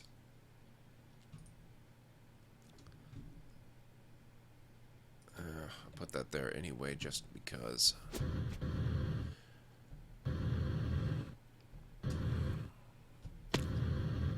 Maybe actually a good one to do might be Britannia, because I haven't even started that in this game, and it is one that I want to do some stuff with.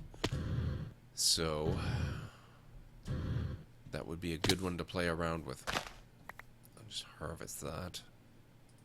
Let's put this stuff away.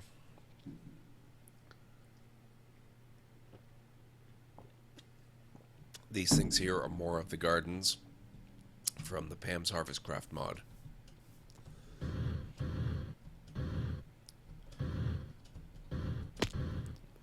Harvestcraft is one of my favorite mods in all of Minecraft because I love what it does with all the food. It just brings the world to life so much. It's a beautiful, beautiful thing. So much variety, and she's really good at working on the mods and fixing them, improving them, adding new things to them. The selection of food and stuff that you can do with it is always expanding, which is just wonderful. Really good stuff. Even though I do tend to have my favorite dishes, I usually go for burgers, pizza, or fried chicken. I like having the extra variety. It's really, really nice.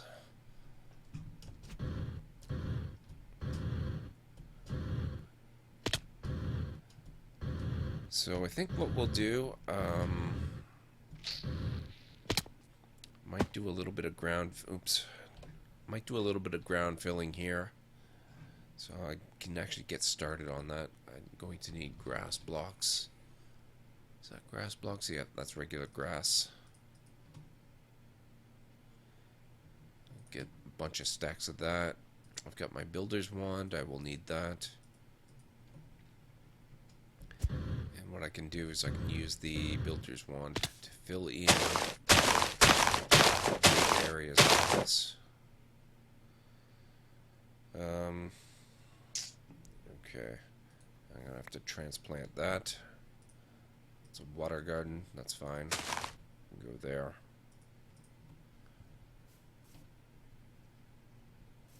Flatten the land out a little bit. I'm not going to do too much. I already have a huge flat area over there where the main village is going to go. And once I have a decent area over here, I'm going to build up some stuff.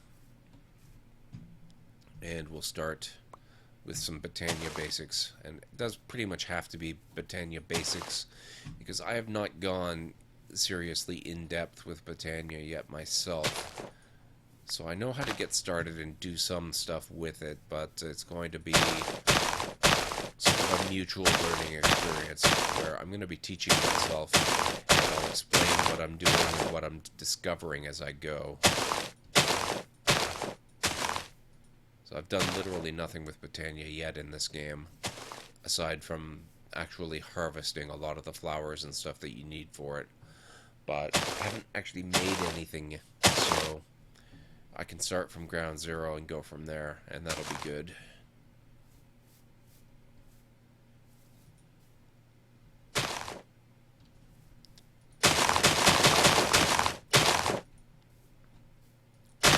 Oops. Didn't want that.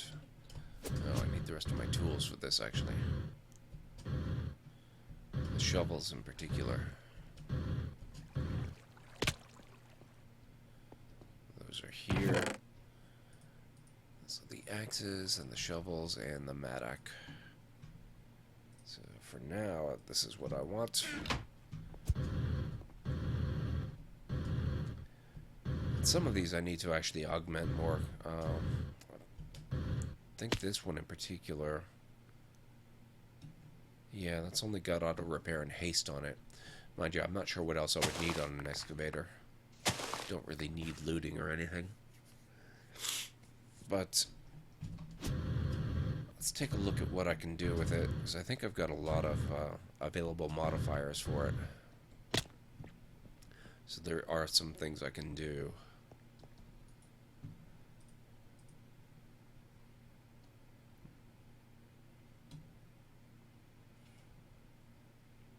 Oh, I actually haven't upgraded this much at all yet. Huh.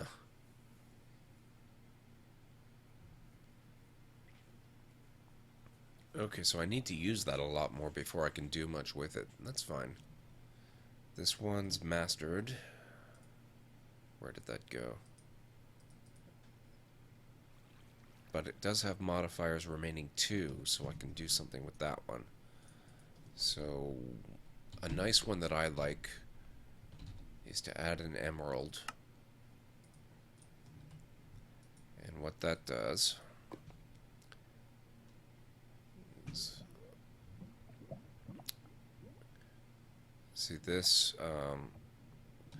has reinforced 3, durability plus 500. Durability is from the diamond. They're kind of color coded. You can see the things that add the materials. You can't see the reinforced 3 so much because I don't think that's a material modifier. But durability plus 500 and diamond are in the same color. Moss and auto repair are in the same color. Luck and lapis, that's the same. So I can actually add a bunch more. It's only fortune 2, but it's also a shovel, so I don't know that I really need fortune on it. I got that kind of automatically. Redstone is good, that makes it faster. That's the haste modifier. So when I add the emerald to it, take a look at here, you can actually physically see that it's been modified with emerald. It turns half the shovel green, and it gives it durability plus 50%, which is a lot better than the plus 500 durability from the diamond, because with this material, the durability is already super high. So the plus 50% brings it from 1300 to almost 2000, which is really, really, really nice. So I'm going to add that. Oh, it's nighttime again. I am not going to sit here and fight the whole night away. I'm going to dump all my XP out and then skip the night.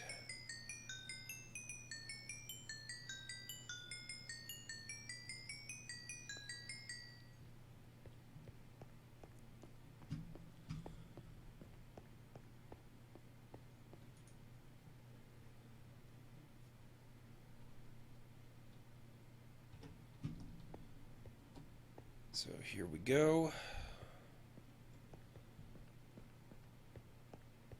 Oh, actually, while I'm here, I have to check the tank. Yeah, the tank is starting to get pretty full again. What that means is very soon I'm going to have to either spend a bunch of those levels on new upgrades for my armor or increase the capacity of the tanks. Or both. Both works as well. Get rid of that clover, I don't need that.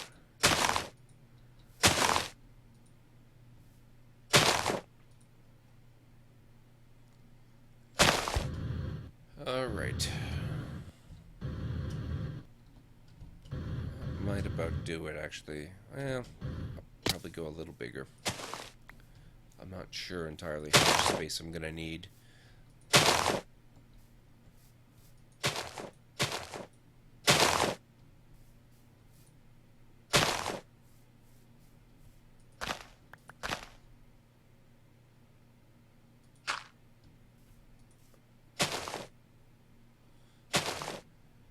Alrighty. I think that'll do for now. And in another minute or so, I'm going to go for that break. Just 5-10 minutes. Get up, move a bit. All that kind of good stuff. And then I'm going to come back down and we're going to start on some Botania for another little while. Probably go till 5 or 5:30 today, I think. I don't know that I'm feeling the 6-hour stream thing, but it'll be enough time to give us a good start on Botania anyway. I can show you the different flowers and the things they do, the way the mod works at a basic level, and we'll go from there. So I will be right back.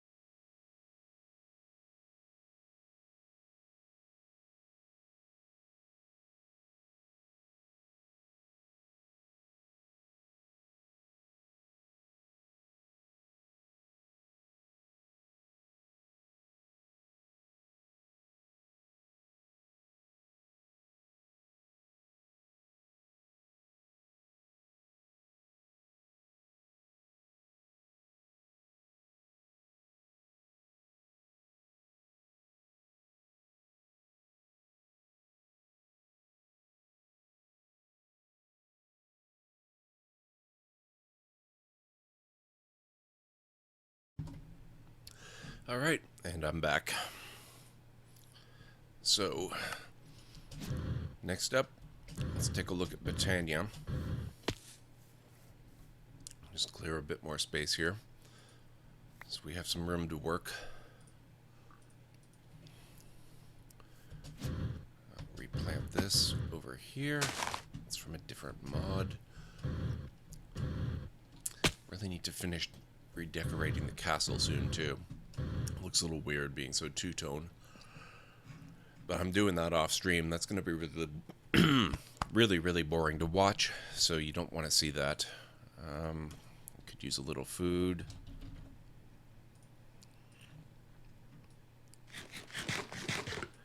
Okay, now let's actually, yeah, that's right. I just need to bring the menu back. Botania. Now to get started in Britannia, we need some of this stuff down here. I need a diluted mana pool, which I need living rock for, which means I need a pure daisy, and I need a petal apothecary for that, I guess. And to make that, okay, so this is how we start. I need a mystical petal of some color, cobblestone slab, and some cobblestone. That's all easy enough.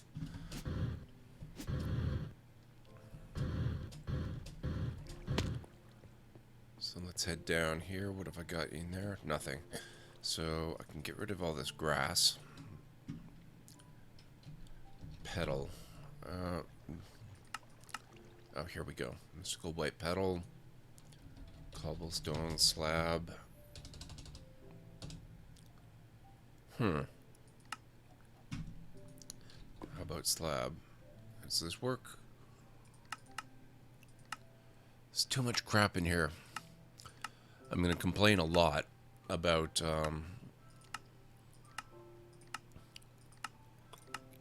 the fact that I unlocked everything. I thought that would be so great to have everything, but man, not so much. The convenience factor is far outweighed by the inconvenience of having to sort through everything. So, let's see. Oh, no wonder. Okay, so there's no EMC value for that. But that's okay.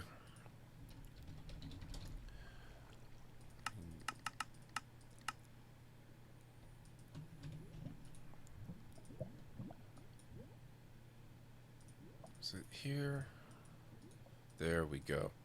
Petal apothecary. And I actually crafted it. I could have just grabbed it. Excuse me. So let's come out here. I'm going to set it up over here, I guess. Alright, I need that. Gonna need some water. A couple of buckets of that. So I can set up a pool. And that'll go over here.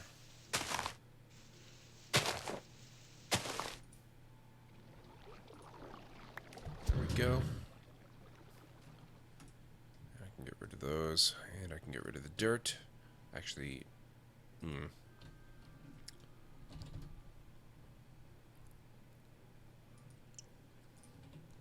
let's use coarse dirt so grass won't grow on it. We can use this. Oh, I am actually going to need the bucket, aren't I? Is that a special?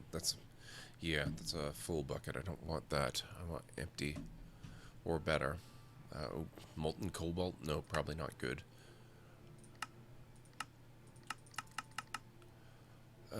Regular bucket will do just fine. There.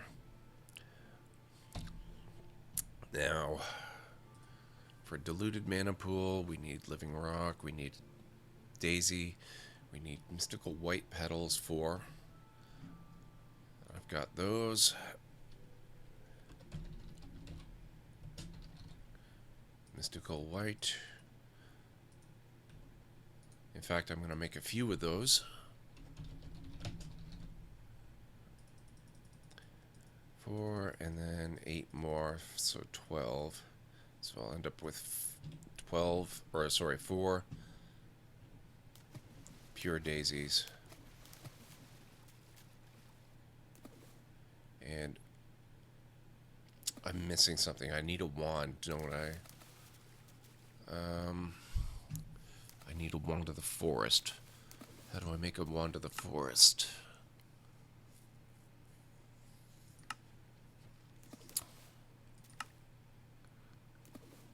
Botanical brewery, interesting. But not what I'm looking for right now. Oh, come on, where are you? Dreamwood twig? No. Oh, here we are, wand of the forest. I need living wood twigs and white petals. That can't be right. You know, I think I need... where's the Botania manual? There's a book that I can pull out of the EMC pile that ought to explain some of this stuff to me. And I probably need it because I am very confused.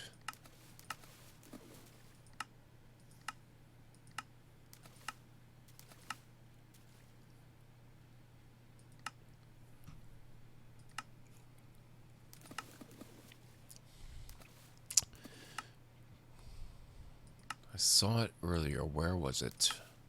I don't remember the title, so I can't just search on it. Ah, here we are. Lexica Botania. Lexica. There we go. Thank you. Oh, go there. Yay. Basics and mechanics. That sounds like a good place. Tutorial of the basics. Pure daisy. This flower will purify adjacent wood and stone blocks as seen on the next page into their purified counterparts, living wood and living rock, which can be used for crafting.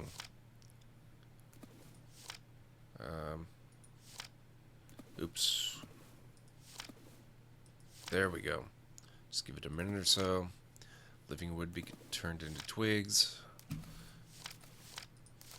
Okay, but how do you... There.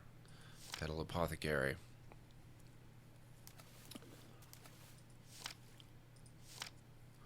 This block, when placed in the world and given some water by use of a water bucket, will accept any mystical petals thrown at it, releasing their energies. Once... Oh, it's seeds I need, not... Okay, that makes more sense.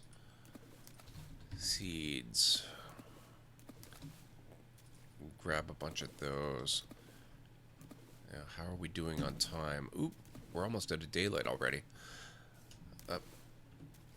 There. Excellent. Okay. I'll skip the night. Come back tomorrow and make the rest of the pure daisies.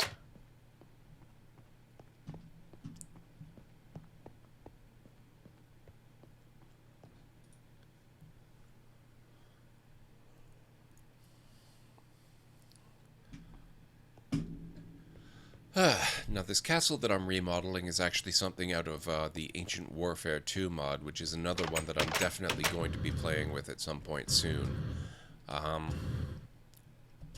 It's a really good one that adds a lot of generated structures to the world.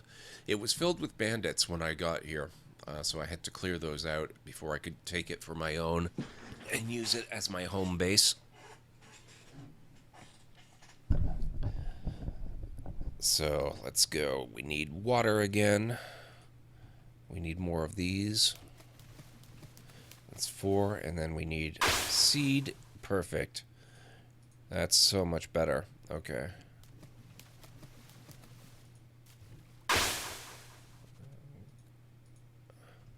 No problem at all. Throw the petals in, and throw the seed in, and now we've got 4 lovely pure daisies. And I'm going to... Where's my mattock? Here's some of this. Oops. No. Don't dig up the grass. Okay. Now we want space for this to be surrounded by stuff, so I'm going to put one here.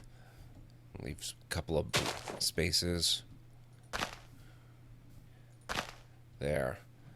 Now, to get my wand, I need wood. So I need logs, and I'm going to use, because it doesn't really matter, but just to play it safe, because I know they work, I'm going to use.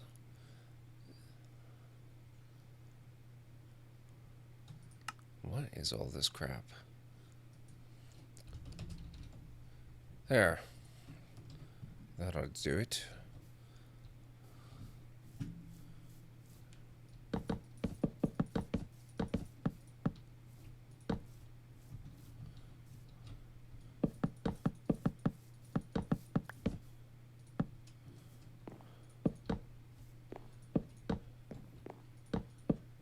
There. All of that will turn into living wood very shortly. As soon as that happens, I'll be able to move on, create my wand of the forest from the sticks that I'll be able to make, the living wood twigs, and then we can move on to the next step. So I'm pretty sure I will need the wand for some of that, but in the meantime, I can take a look and be sure. So next I have to set up some mana gathering stuff. I also need to make my mana pool. Oh, and it's actually living rock that I'm going to need for that, so that'll have to be my next step. So let me get some stone. Stone? No. I want it with the extra T, please.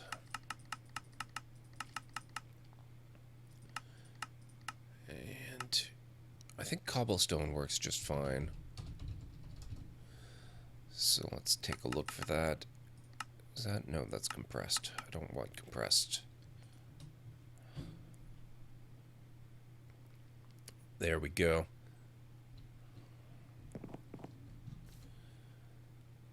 Okay, where is my regular? There it is. You all done there? Let's go from the middle. Oh, no, it doesn't vein mine. That's okay. I'll just gather all this up.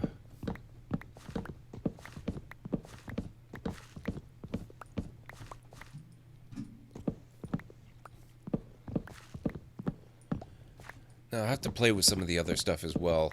The fact that I do have this Project E stuff is allowing me to take shortcuts that other people would not necessarily be able to use right away.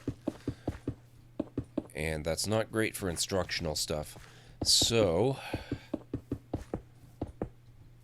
once I've figured things out a little bit more, I'll have to come back and figure out the true beginner's way of doing some of it.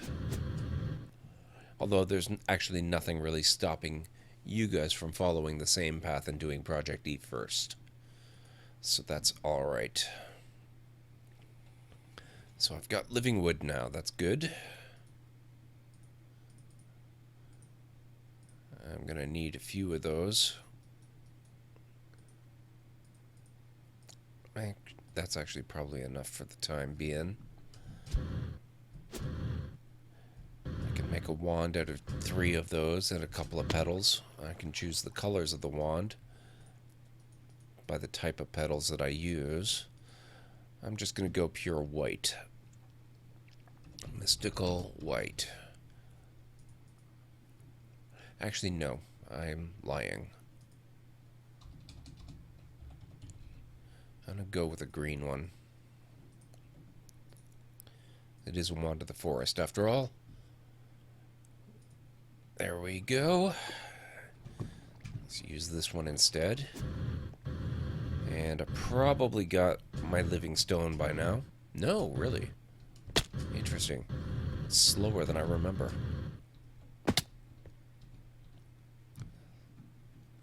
Well, that's okay. While we wait.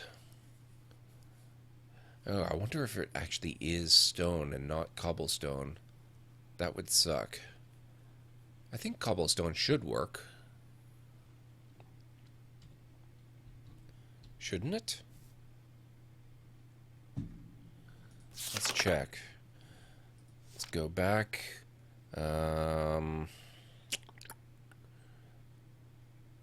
Pure Daisy. Purify adjacent wood and stone blocks, as seen on the next page. So let's take a look. Oh, they are using smooth stone, not cobblestone. Damn it. I don't think this is going to work. Well, that's annoying. Means I have to search for it through all this crap.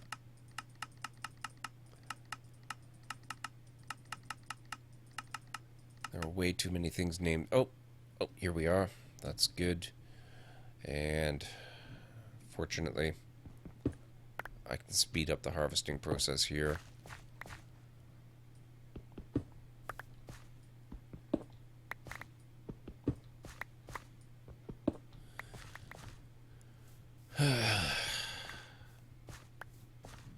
All right.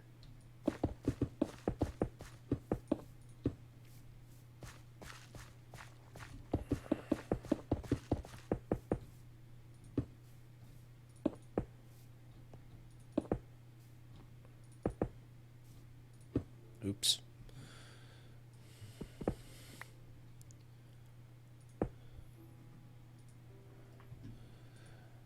And while I do have it in my inventory, I can speed up finding it by just grabbing more, which is handy.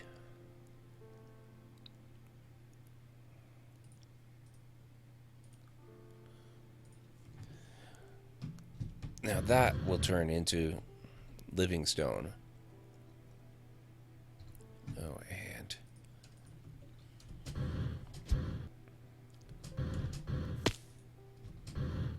really should leave that full, so I will need it very shortly. And this is going to allow me to create my mana pools.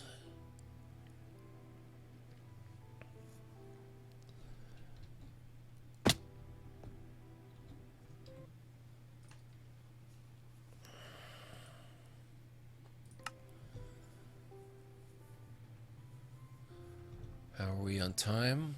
Are you? You must be underground, creeper. Looks like there's a few of you. And I don't see you. Oh, here we go. One left, come on. Oh, this one took longer, that's right. It's kind of a real-time replay of what I did when I was making it, and I messed up on that last bit. Here.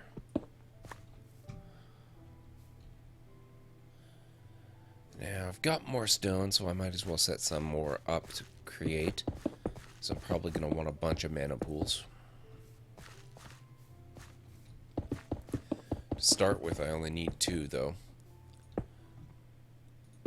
I have to start with diluted mana pools, but I'm going to want pure mana pools shortly, and you make one by throwing a diluted mana pool into a pool with mana in it. So I need at least 2 pools, one with mana and one to throw in.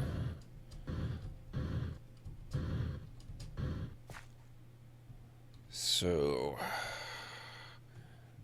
how do we do, what is this? Oh, living rock bricks.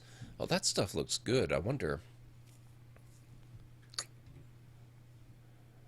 Be awfully labor intensive, but it might be fun to actually make the castle out of that. That I would certainly have to do off stream. Right now I'm using marble to go through and reface things, but oh, time to sleep.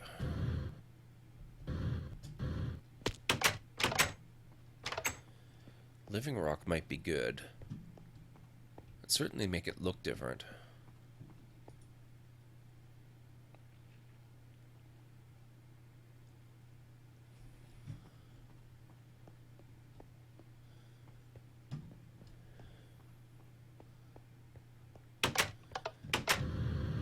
Okay, we are safe again. We have more living rock ready when we need it. Now, oop, what this? So I've got my pedestal, my apothecary. Next I need a diluted mana pool. And for that, I need living rock, which I've got plenty of. So I need to make 2 of those. So let's fly on back here.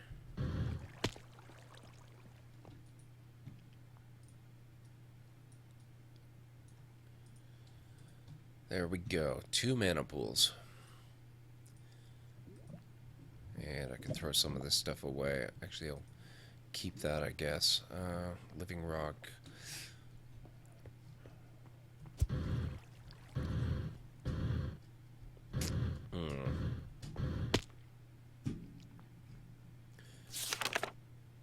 Just give it a minute or so, right? Living wood can be turned into twigs. A few other blocks can also be purified by placing them around the flower. While not as unique and essential as the living blocks, perhaps this might come in handy. This includes netherrack into cobblestone, soul sand into sand, or ice into packed ice. Why you would want to make netherrack into cobblestone, I have no idea. I suppose it's kind of neat that you can. But going the other way would actually be more useful, since netherrack is a lot harder to come by than cobblestone is. Same with soul sand into sand. Ice into packed ice is interesting, though. I would have to actually get some ice. I guess now that I've got the unlocked transmutation... Oh, excuse me. The unlocked transmutation tablet, that's not really much of a problem.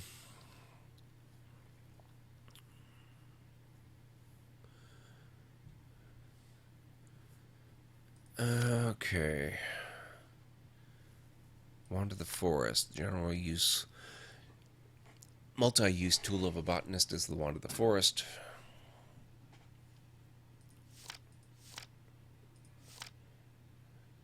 Yeah, okay.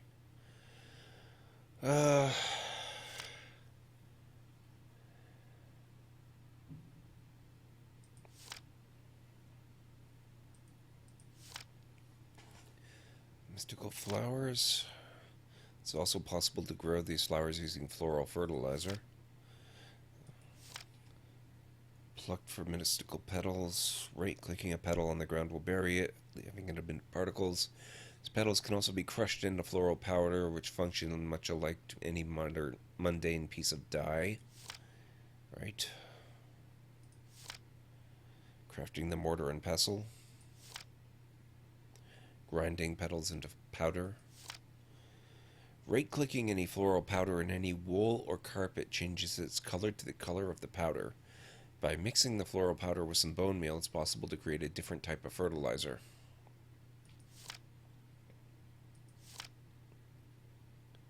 Interesting. Taller variants of the typical mystical flowers spread around the place. These can only be gathered with shears, but can be used to obtain twice the amount of petals. They're a bit too big for dye, though, which is kind of silly. I don't buy that logic at all. They can be made manually by fertilizing a mystical flower with bone meal. Petals can also be made into blocks.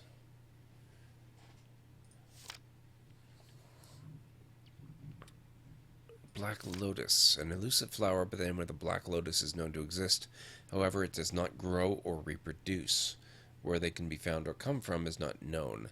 It is known, however, that it contains a strong amount of concentrated mana that can be released by putting it in contact with a mana pool that already has some in it. Just tossing it would do.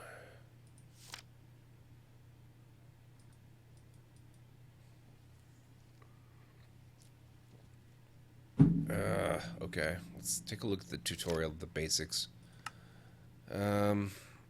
Oh, okay, this is mana pool, mana spreader, sparks, mana detector, distributor, flux field. This looks more advanced than I need at the moment.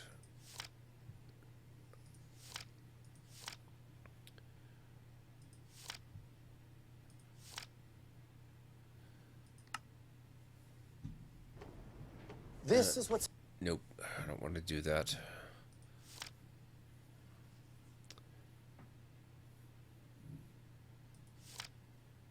Generating flora. Here we go. This is what I was looking for. Daybloom. The day bloom is the most basic and rudimentary generating flower. Simply put, it performs a modified photosynthesis process in order to transform sunlight into mana. The process is rather slow, about 10 or a dozen of these should get the job done for now. These flowers tend to compete among themselves for what sunlight hits an area, thus having any other of the same type adjacent to it on any of the four cardinal directions will result in diminishing returns of mana production. This fact only applies to day blooms and nightshades. They also don't produce much to begin with, so perhaps hastily upgrading to endoflames or others might be a good idea. Now, that is curious. What is an endoflame? While the day bloom is all well and good, a botanist requires more effective means of generating mana. The endoflame does that exactly. It will absorb any combustible items or blocks dropped on the nearby vicinity, albeit only one at a time, and burn through them to passively generate mana while the fuel lasts. There is a small caveat, however. The endoflame will not burn anything that returns a byproduct. An example are lava buckets that have empty buckets as a byproduct. Due to their behavior, an open crate, which you read about on the magical apparatus section, might be a good step on getting it to be self-sustainable. Open crate? Not Nitor. Mystical brown petal, light gray, brown, red. Red. What? Red mana petal. This looks a little weird. Okay, I need... Where's baubles and accessories, mystical items?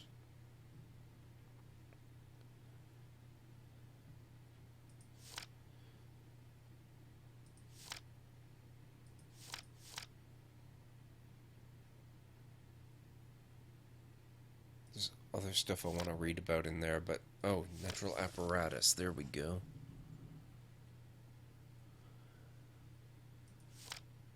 Open crate. Sometimes devices like droppers or dispensers aren't precise or fast enough. A simple solution is to make a crate and punch a hole in the bottom, because yes, that sounds unbelievably precise. Yeah, it's that simple. The open crate accepts items from hoppers or any other means of inserting items and obviously drops them directly below it.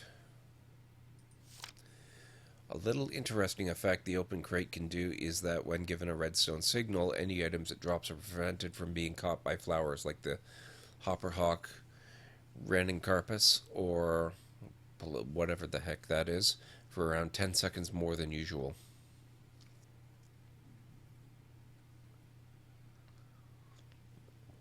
I assume there's a reason for that.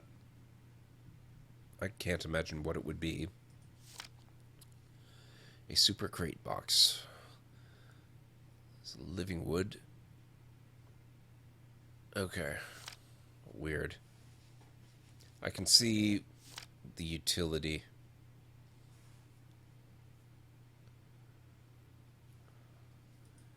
When using that other type of flower, but... Let's see, begonia. Drones at the foundation of a healthy colony's future, but really they can start just piling up to the point where you don't know what to do with them anymore.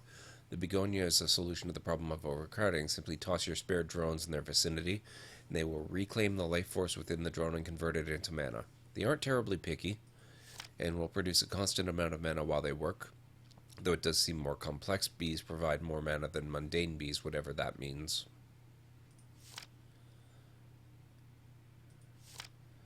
So be gone. That's interesting. And actually it does sound pretty useful. That's for when you're dealing with the forestry mod and the it's kind of a bee component to it, beekeeping to produce all kinds of nifty stuff through beehives and bee breeding and whatnot. It's very in-depth. I find it to be a lot of fun. Some people don't. But you do end up with an incredible excess of bees. And it looks like we have to go sleep again. Oh, just realized I can't actually see. Hey, Aranlar. Pretty lousy mod from what I see. Which, what don't you like about it? Sorry about that. I actually could not see the chat there for a little bit. I've fixed that now.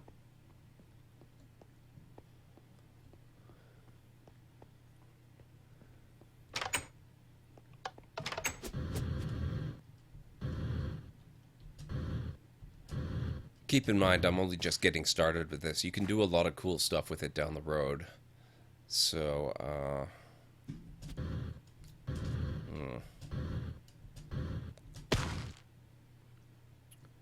let's get back into here.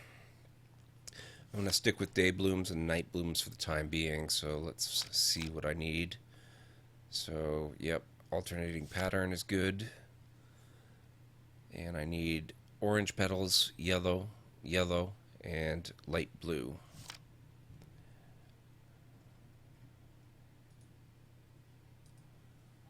Mystical orange. I'm gonna need a pile of these, so I'm actually just gonna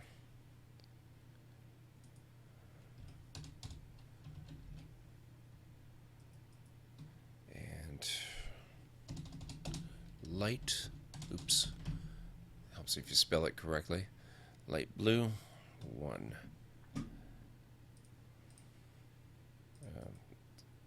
There, there, and there should do it. Plus I'm gonna need seeds.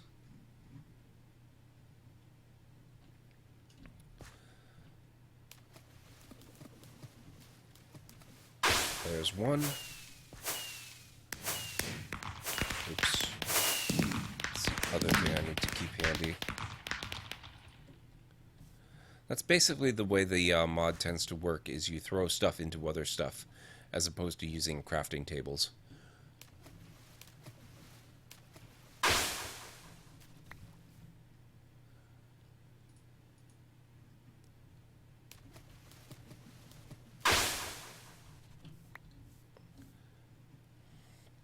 And that gives you the end result. There are different things you throw them on, but basic process is the same.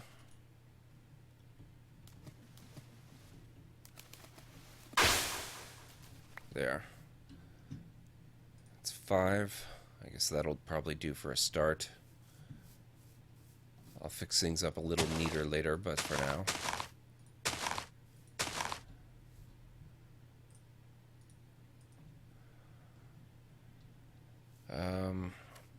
Put this over here.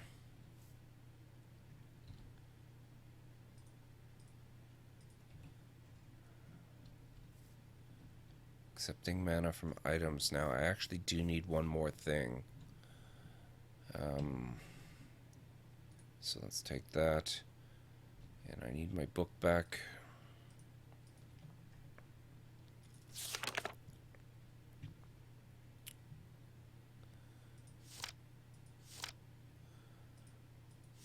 So I need apparatus. No. Mana manipulation. I need a mana spreader. How do I make that? Mystical petal of some sort, gold, and living wood. So no problem.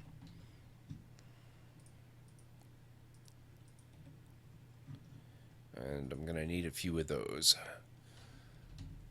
So I'm going to take probably 4.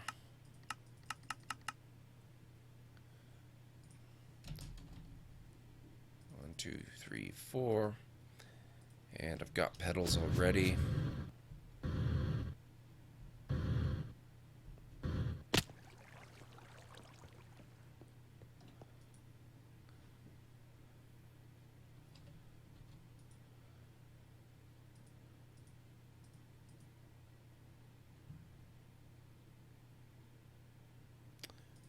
Living wood.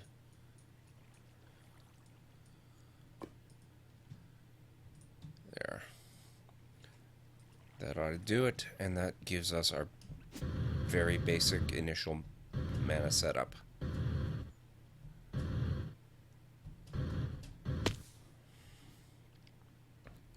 going to need the wand for this. So I set that here, and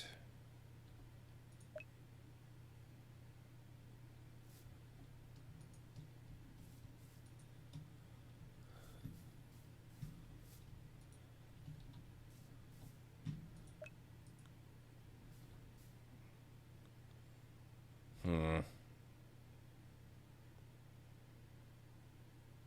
my pickaxe.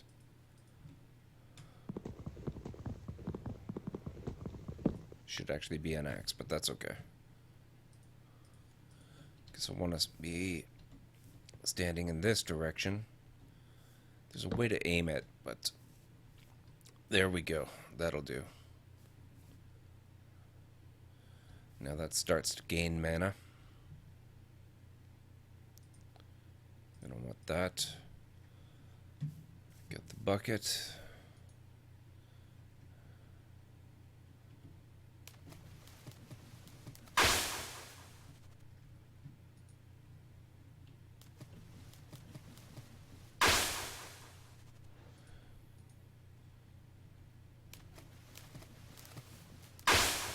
Okay. Whoa.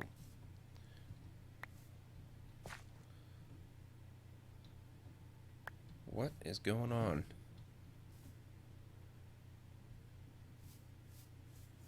How are we doing here? Got a little bit. Probably not enough. Nope. Why is...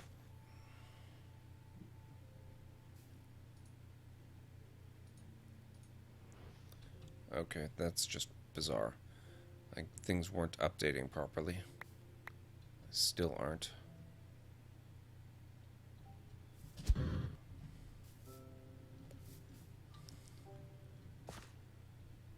What is in here?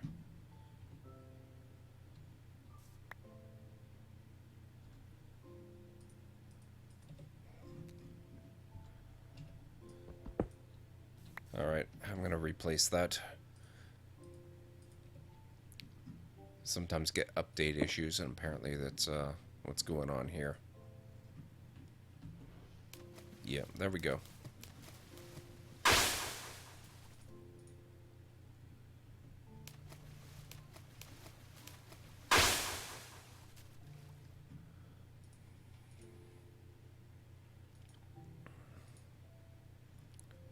Do not like that. What the hell?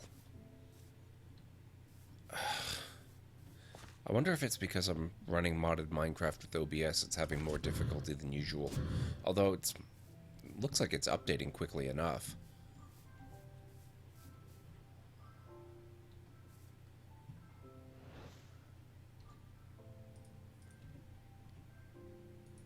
Oh, nope, not what I had in mind. I want to throw, not place.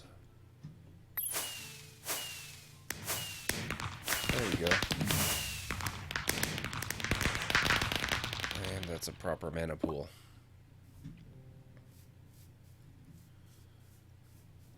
Now, nope.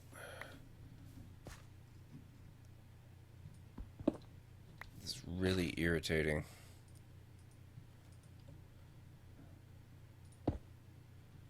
I have never had this trouble before.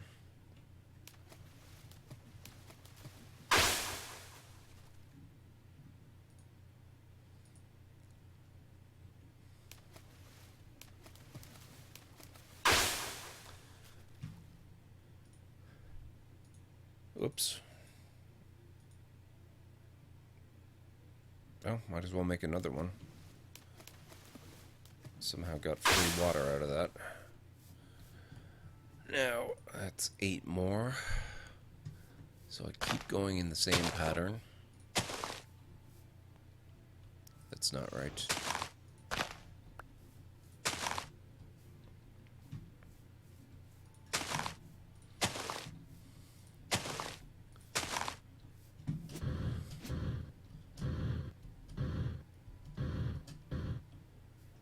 And we're gonna want... Let's see, what have we got? I need my book. Night blooms are very similar. But oh, it's Nightshade. Just the dark counterpart of the Daybloom. They don't produce as much. So mystical gray, purple, black, black. Gray, purple, black, black. Right. So I need this back. I'm gonna get rid of a bunch of crap from my inventory that I don't need. Can't get. Oh, right. Those are Botania stuff. I can't. Those I can get rid of. Gray.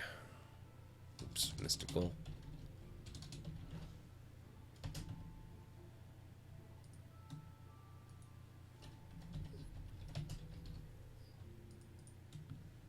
Oop, I don't need 3. Just 2 will do. And mystical purple. Whoops.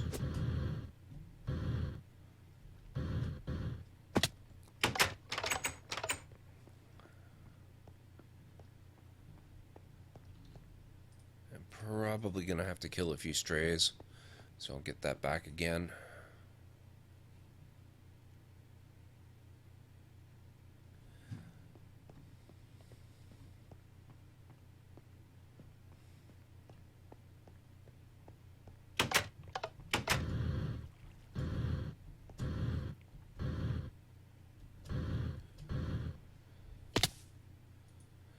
Alright, purple, black, black, and gray, plus a seed. There we go. And looks like I was actually able to avoid monster spawns, which is good, usually.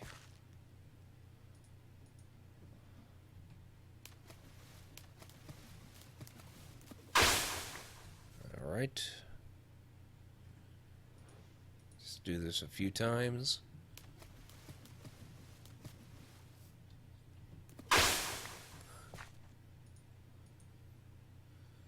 Oh, shoot. That's not going to work, is it?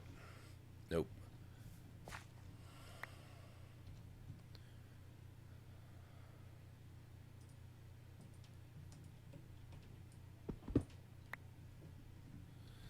Don't get it. Don't get it at all.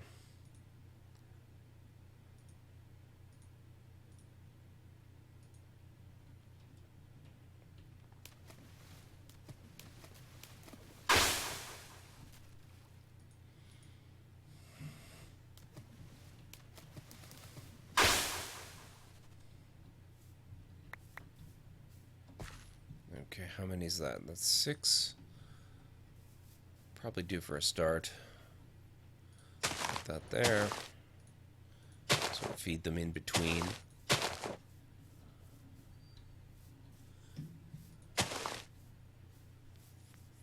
And they work pretty much the same way as the Dayblooms, except they work at night, which allows you to keep producing mana when the sun is down.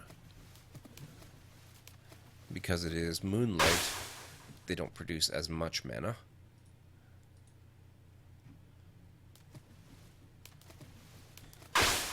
But a little is better than none.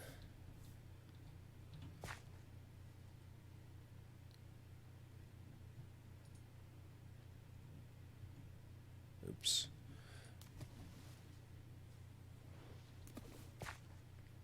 Just a second.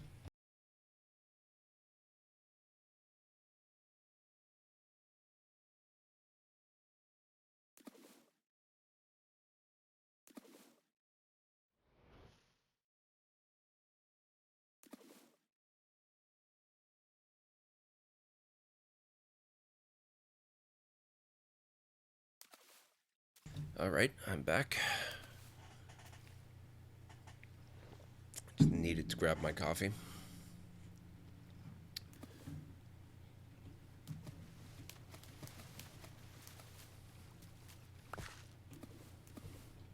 Come on.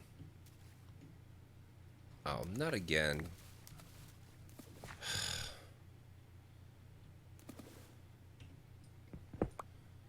Yeah, at least to get all the stuff back, that's something.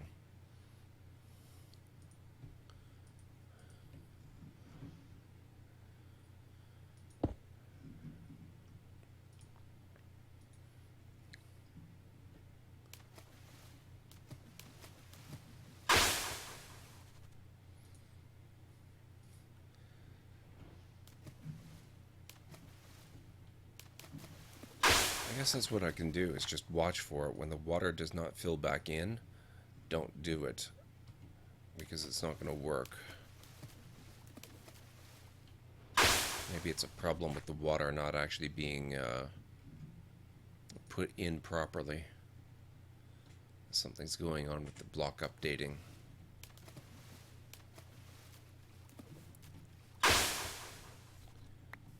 It's another 6. So I can fill in the gaps here. Complete the pattern and extend it out a little. And where's my wand? Here it is.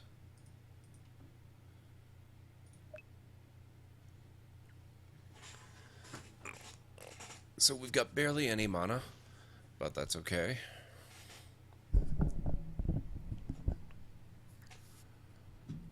It's going to be a while before we need massive amounts of it anyway.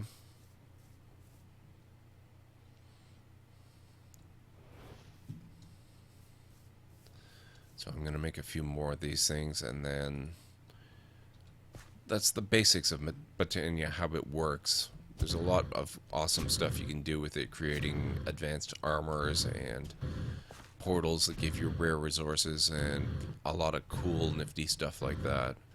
But I'll probably get more into that next time. Possibly tomorrow. I don't know what I'm going to play tomorrow. I might see if I can get some friends to do some online gaming on a server somewhere, possibly some Ark or Don't Starve Together or something.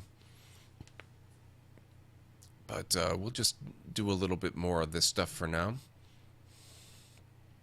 Oh, I needed food. And there we go.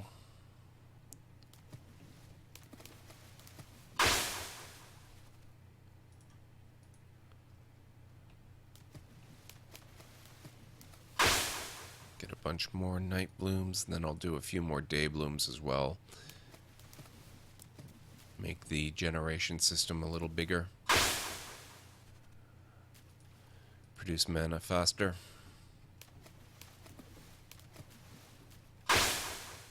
Then I think we're going to call that a day. So I have some stuff I need to get to today.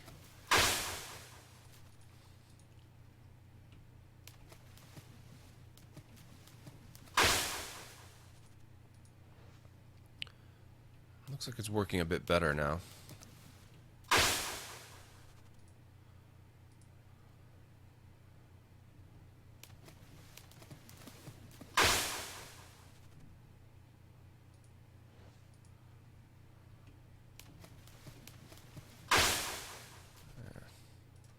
So far, so good.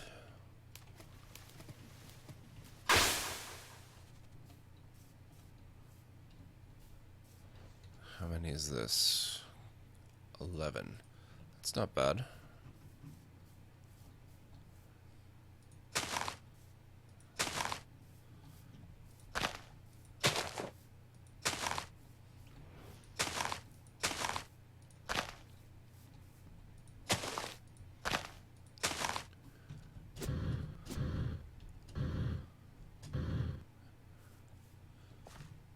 All right. I think I'll do some more day blooms, and then probably do something a little more. Like, gonna have to let the mana accumulate anyway, so do something else for a little while. Now it was yellow, mystical.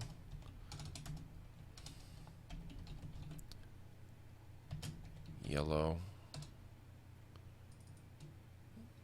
I keep hitting 3 times. Orange and light blue.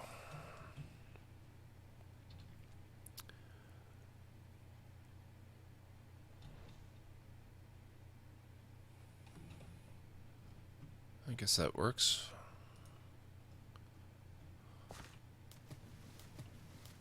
It was seeds I needed.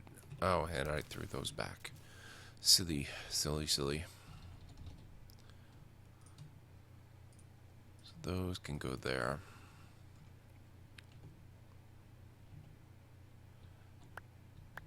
What is wrong with this? Do not get... Oh, maybe I just had... I don't think that was actually a problem. I think I just hadn't put enough pedals in. Oh. That's orange in. 2 of those, 1 of those. There we go.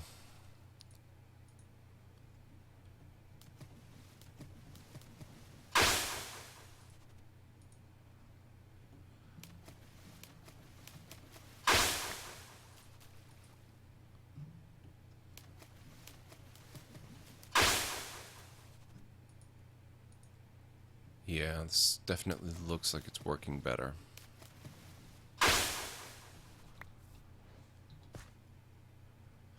Okay.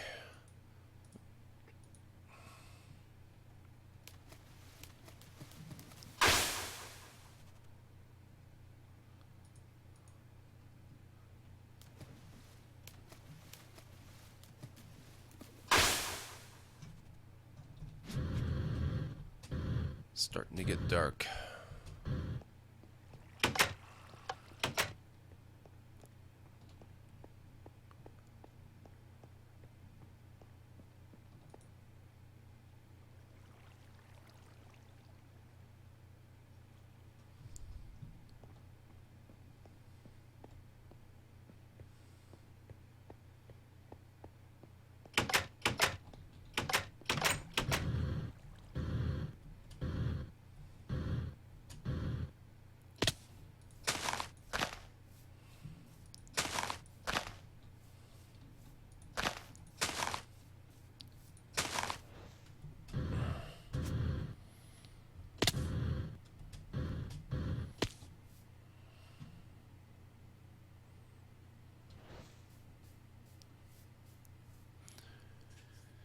Alright, that's a little bit smaller than I usually like to make my initial setup, but I think that'll do for the time being. I'm going to make it look better, reposition it a little bit, and get several fields of these things set up at some point, but I'm not going to do all that on screen because I know it's not all that fascinating watching me just sitting there throwing stuff into a pedestal. So, for the time being, I think I might do a little bit of nether mining. So I'll put the Britannia stuff. I should probably have a chest for that nearby. I'll use an obsidian chest because it's out beyond the walls and I don't have any defenses up yet. So this will protect it. I'll put all this stuff away. Extra pedals. I'll put the wand in there. Put the manual in there. And now get my equipment back in the proper... Oops, no, you don't go there. You stay.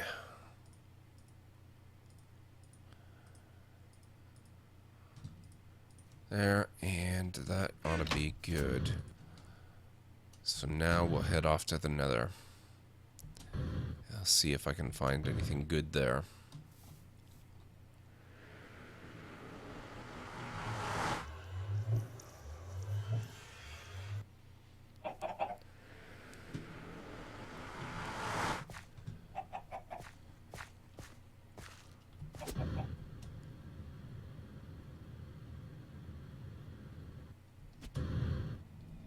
Oh, I see some nether. Nice. Cobalt. And lapis. And dense lapis at that. Oops. Guess I didn't like that. Too bad, guys. I'm not here for your approval.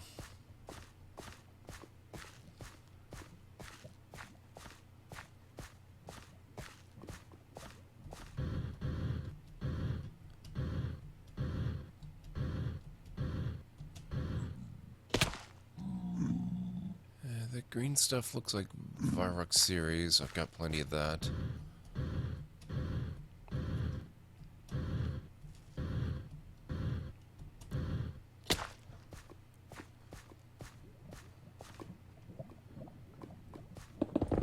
Whoops.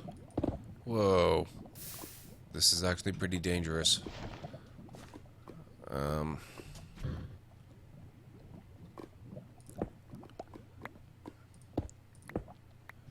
This is digging through netherrack so quickly.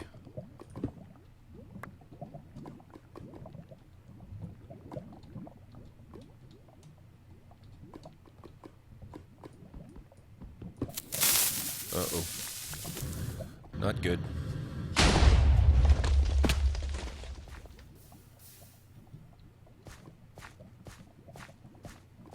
The nether, where even simple mining trips become exercises in life and death. Looks like alderite, possibly. Yep.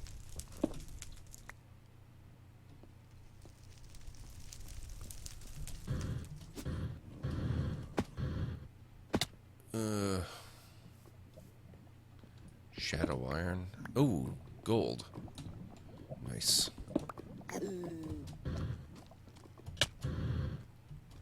Sorry, man.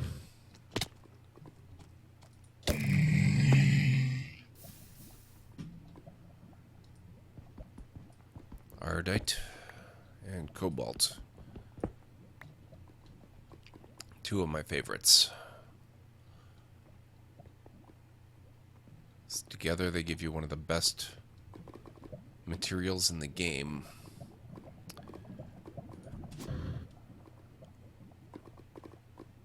So let's head over here. Have to be careful. Oops.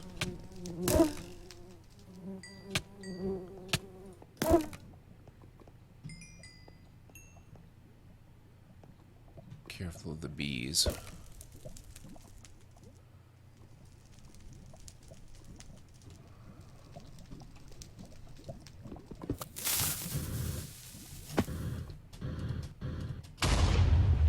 Okay, that wasn't so bad. Man, how many of those things are there?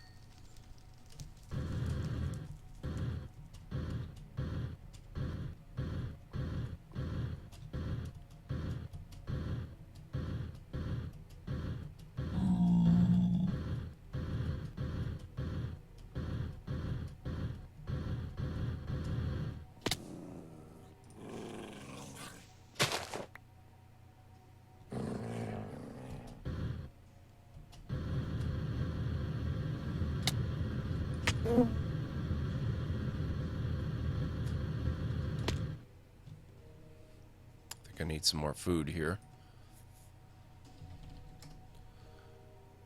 Garlic chicken sounds nice.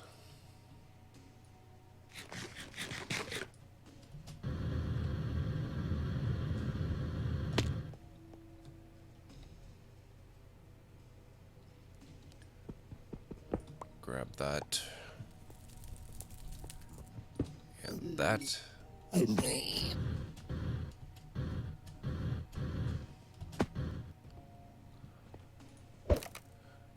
You guys can go away. Where the hell are you? There were more. I see you.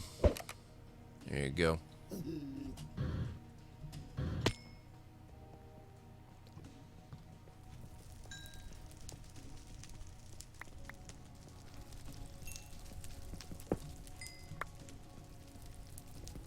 Give me all your lapis.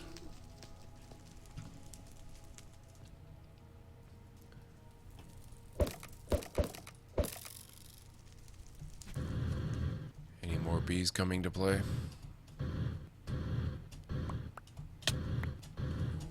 Yep. There's one. Ooh. There's a few.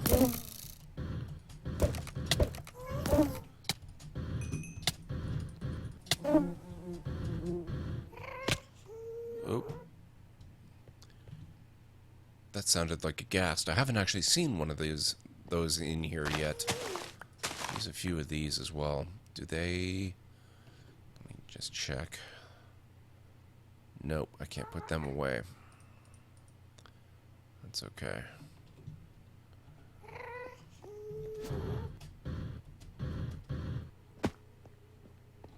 I guess I don't really have to hunt ghasts.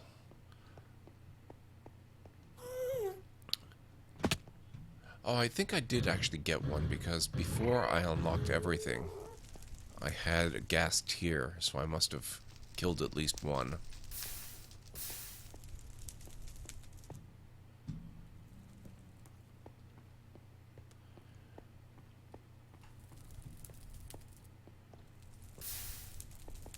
Alrighty.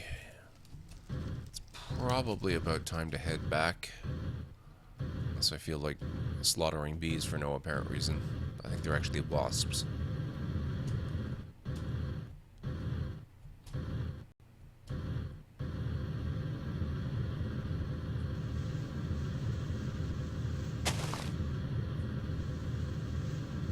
Let's see if I can annoy them.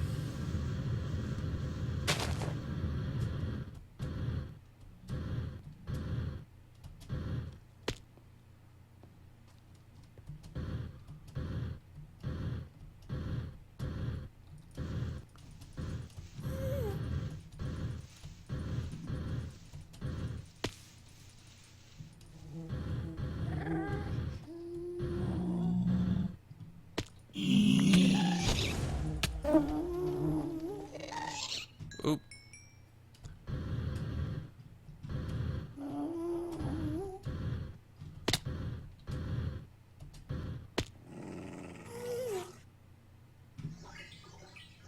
Oh shoot, that's a wisp.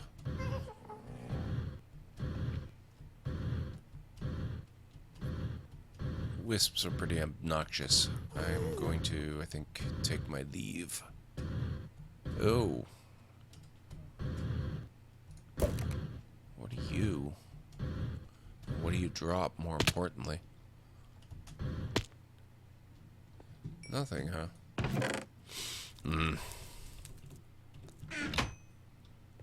Oh, wait. What is that? Oh, interesting. Pulverized obsidian, huh? It's different.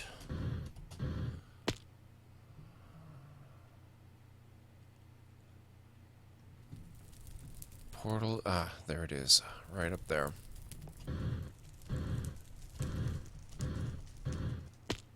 But I missed some more of this stuff. So let's grab that up. And, oh, nice. Look at that. 2 for 1. And, the Ceruglase. I guess it can't hurt. Is there anything? Oh, yeah, look at this. Lots and lots of cobalt. And a bit more ardite, too. Always good stuff to have. I think it's reasonably good on EMC. It's not the best. None of these base ores are, really, but,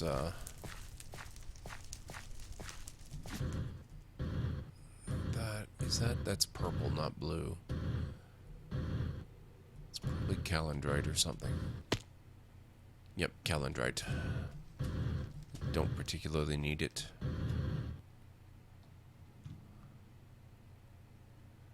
Oh no, what's this?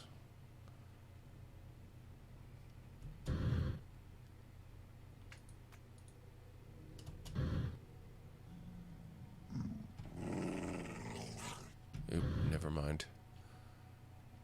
Thought there was a magma slime there. I think it may have despawned. Chicken, what did you... You're dropping eggs all over the nether. Here.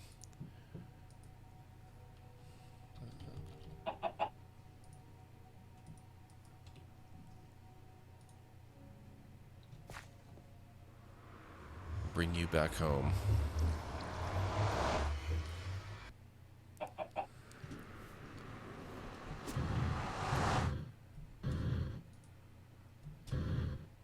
Now, the Jailer Safari Net is similar to other types of Safari Nets. They are mod items that allow you to capture entities and bring them back to more convenient locations. this particular one is called a jailer's safari net because creatures that you release from it are very unlikely to despawn afterwards. So that chicken will probably stay there just about indefinitely. Yeah, what have I got here? A bunch of stuff, so I can get rid of those. I can get rid of that. Not really get rid of, but add them to my EMC pile. I can dump the... Oh, right, I tore apart my smeltery. That's okay. I can add these. Oh, that's another rack. I don't need that. Add that there. Put that there. Get rid of that. Get rid of that. And that. And put the rest of this away in a chest. And I think that'll about do it for today. Got a little XP. That's good. Really need to expand those tanks. Ah, it's nighttime. Alright. And, oh, and the potion. That can go too. There we go.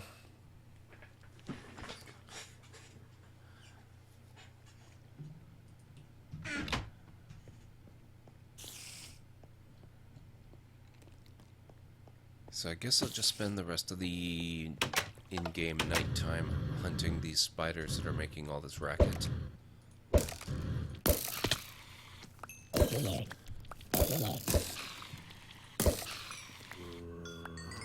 Could use the extra experience. I have a lot of upgrades to do to my armor.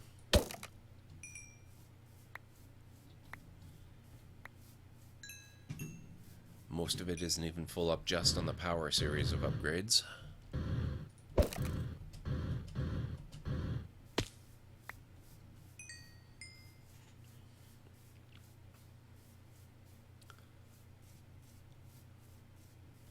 Man, the world feels so empty when it's not a blood moon. You almost have to search for targets.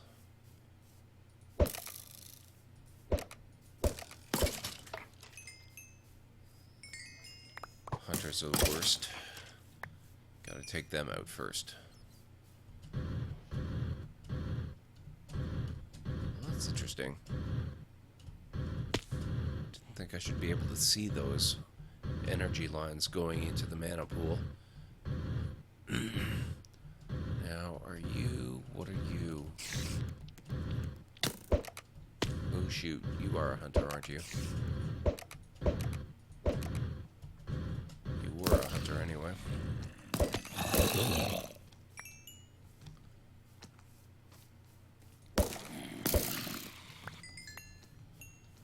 I hear you sneaking up behind me.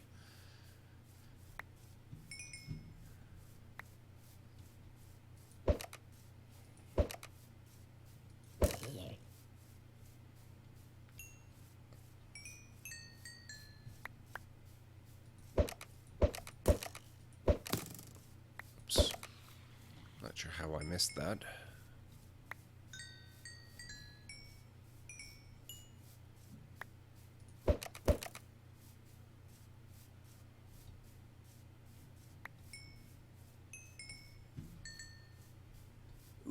Enderman. Can't use the crossbow on him.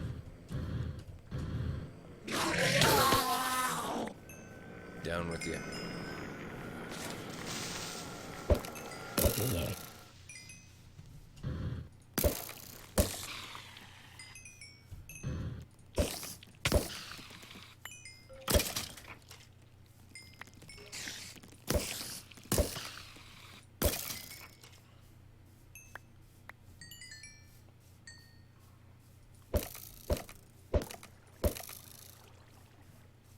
God, I love the crossbow so much. It's got to be the best weapon in the game, and that's another Tinker's Construct one.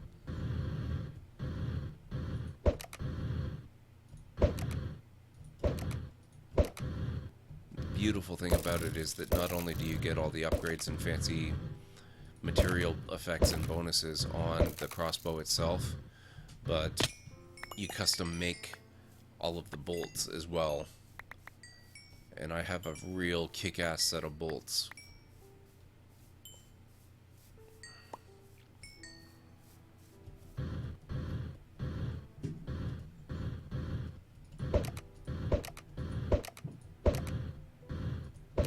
go.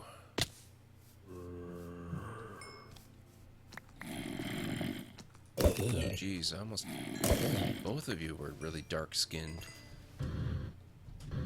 Evil Jawa skin, I believe it was. Didn't see you there.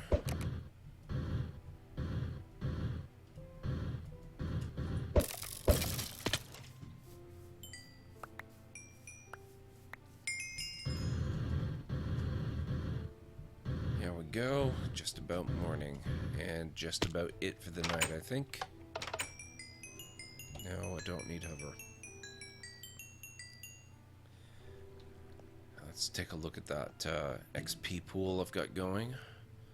Maybe get some bread. It's October, so we have to go with the pumpkin bread, of course.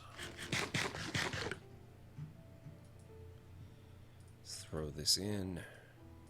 Those.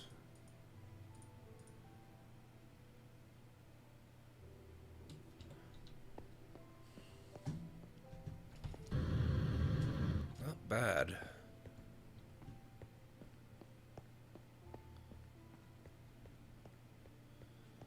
Not bad at all.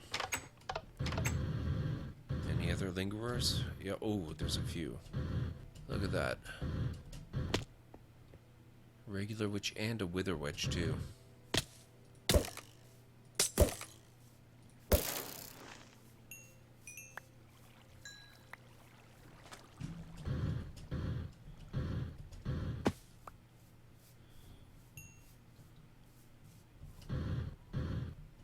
Oop, there's a few stragglers here. You can go down, you and you.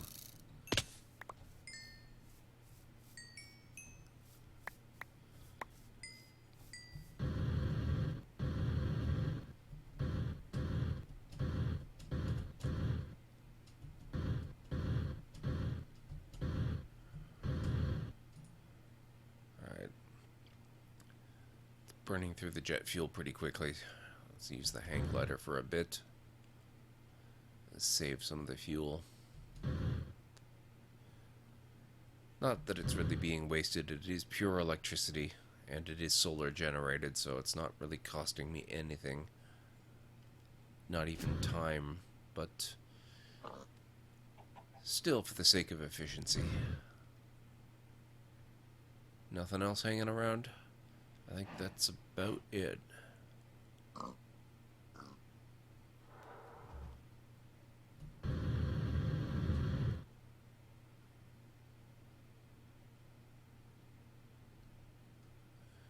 Alrighty then.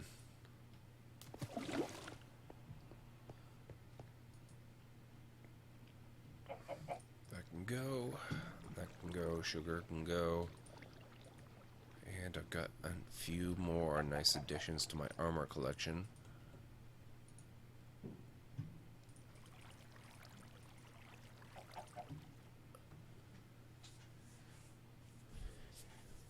I really need to get into thermal recycling so I can do something with all this crap. I've got so much spare armor built up from killing zombies and skeletons. I'm running out of space for it. Unfortunately, most of it doesn't have an EMC value, so I can't just throw it in the pile.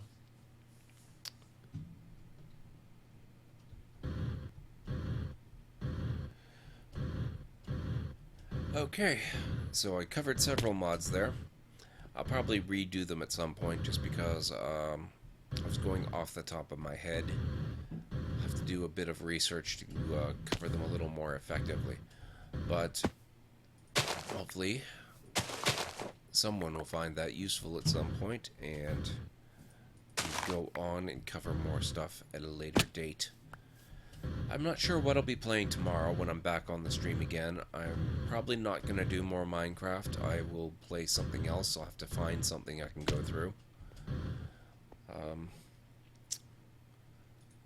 Have to go and see, maybe look for something that's on sale on Steam. We must be getting close to more Steam sales, and they've always got weekend deals and stuff. Maybe check out Humble Bundle as well, see what's out there.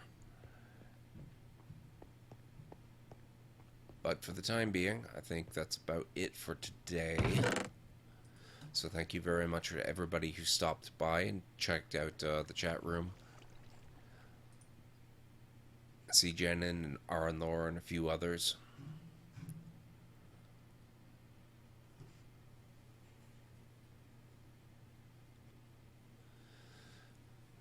So I will catch you guys next time. Don't forget to check out the rest of the Geeks Life content we have for you. And I will see you tomorrow.